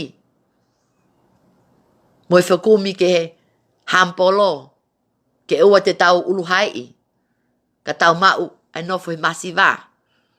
Unga na tawanga pe nofo masiva i tonga, he? Koe malo pe ke maki fo i maa, ko ia? Malo mo lai moli, e whaalu kui o paki mai, ke li he vai mawhana, ke mawaha vinu vai mawhana, he? Ko umulawe koe ha, lai moli, rinu lai moli, he? Malo mo i maki kapaika, ko a kiki ia, ke tau nofo, he? O ngai mea ko ia, he? Mo toko mai mo toki whanua muri ko ni. O mo whema mo toki mo kai steaki. Pa whema mo toki mo kai moa. Pa mo whema mo toki mo sio he miliona. Pe mo whakatau api aki.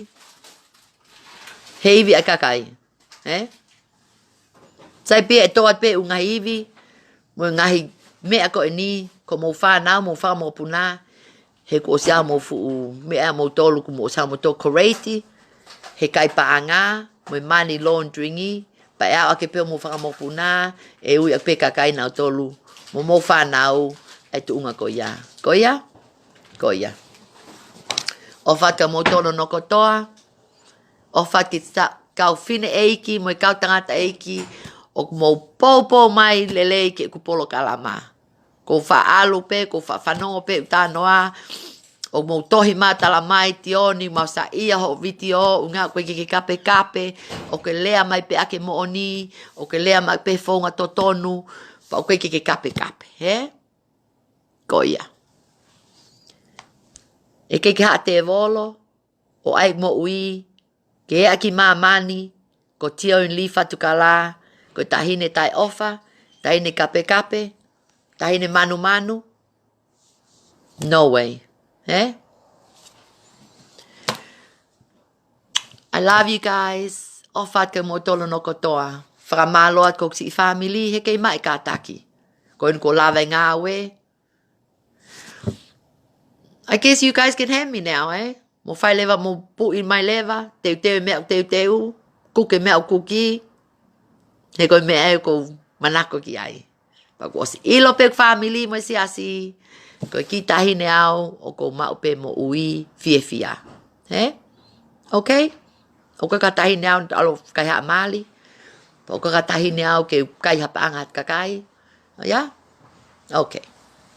Mo share te uklaivi maloa tu ka kai uto ho fa share e ku video pa ko ngoi o ko te misi mo tolu o nga ko tau fetalo no aki holo fai holo ki live ko na aku mo ki polo kalama ko na fai ka kwange ko lau mo toksio pe yau he TV for story tu he TV pe malo pe te live tu pe ha taimi ko ale ka ulu feke ko ni mo ka kai panga ko ni mo ka fraud mo ka money laundering ko ni ki fale hopo mate mo toksio mai pe ha vi fale hopo mo na tol ko ya but for now tau keep breaking.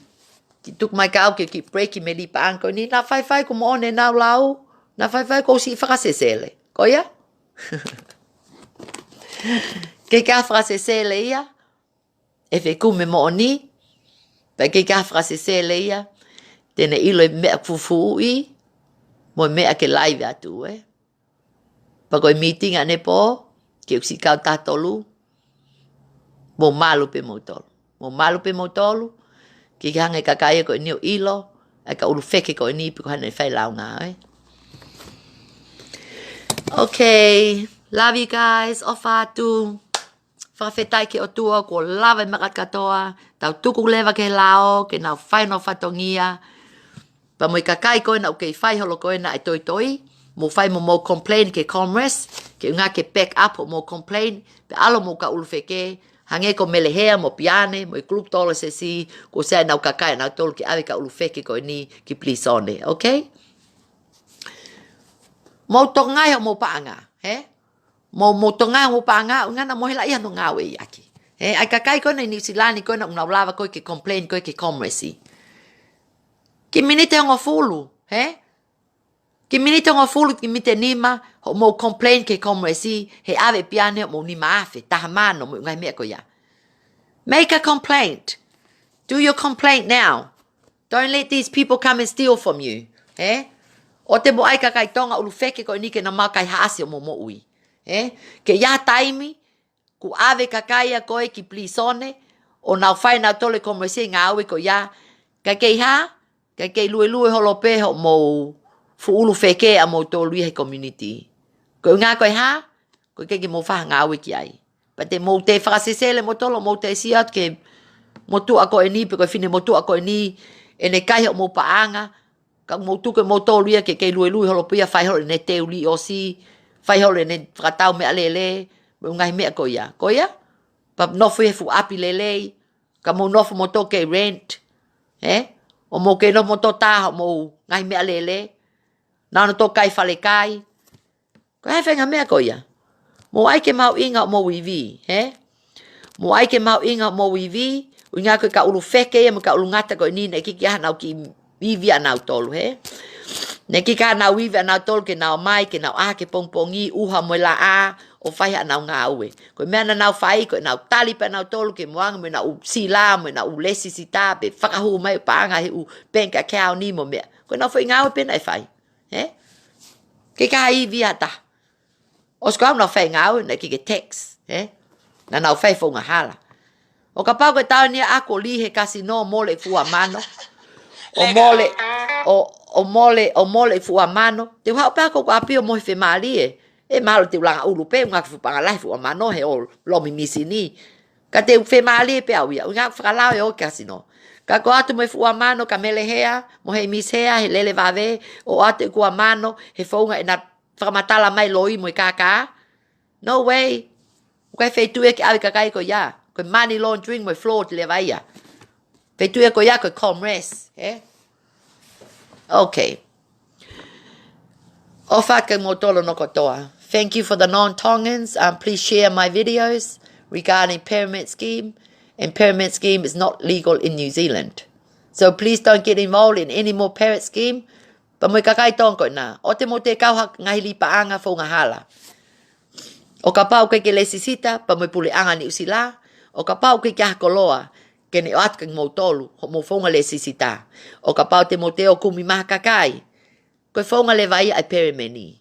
Ko ia? Tau alo he peremeni, pa kata kakai.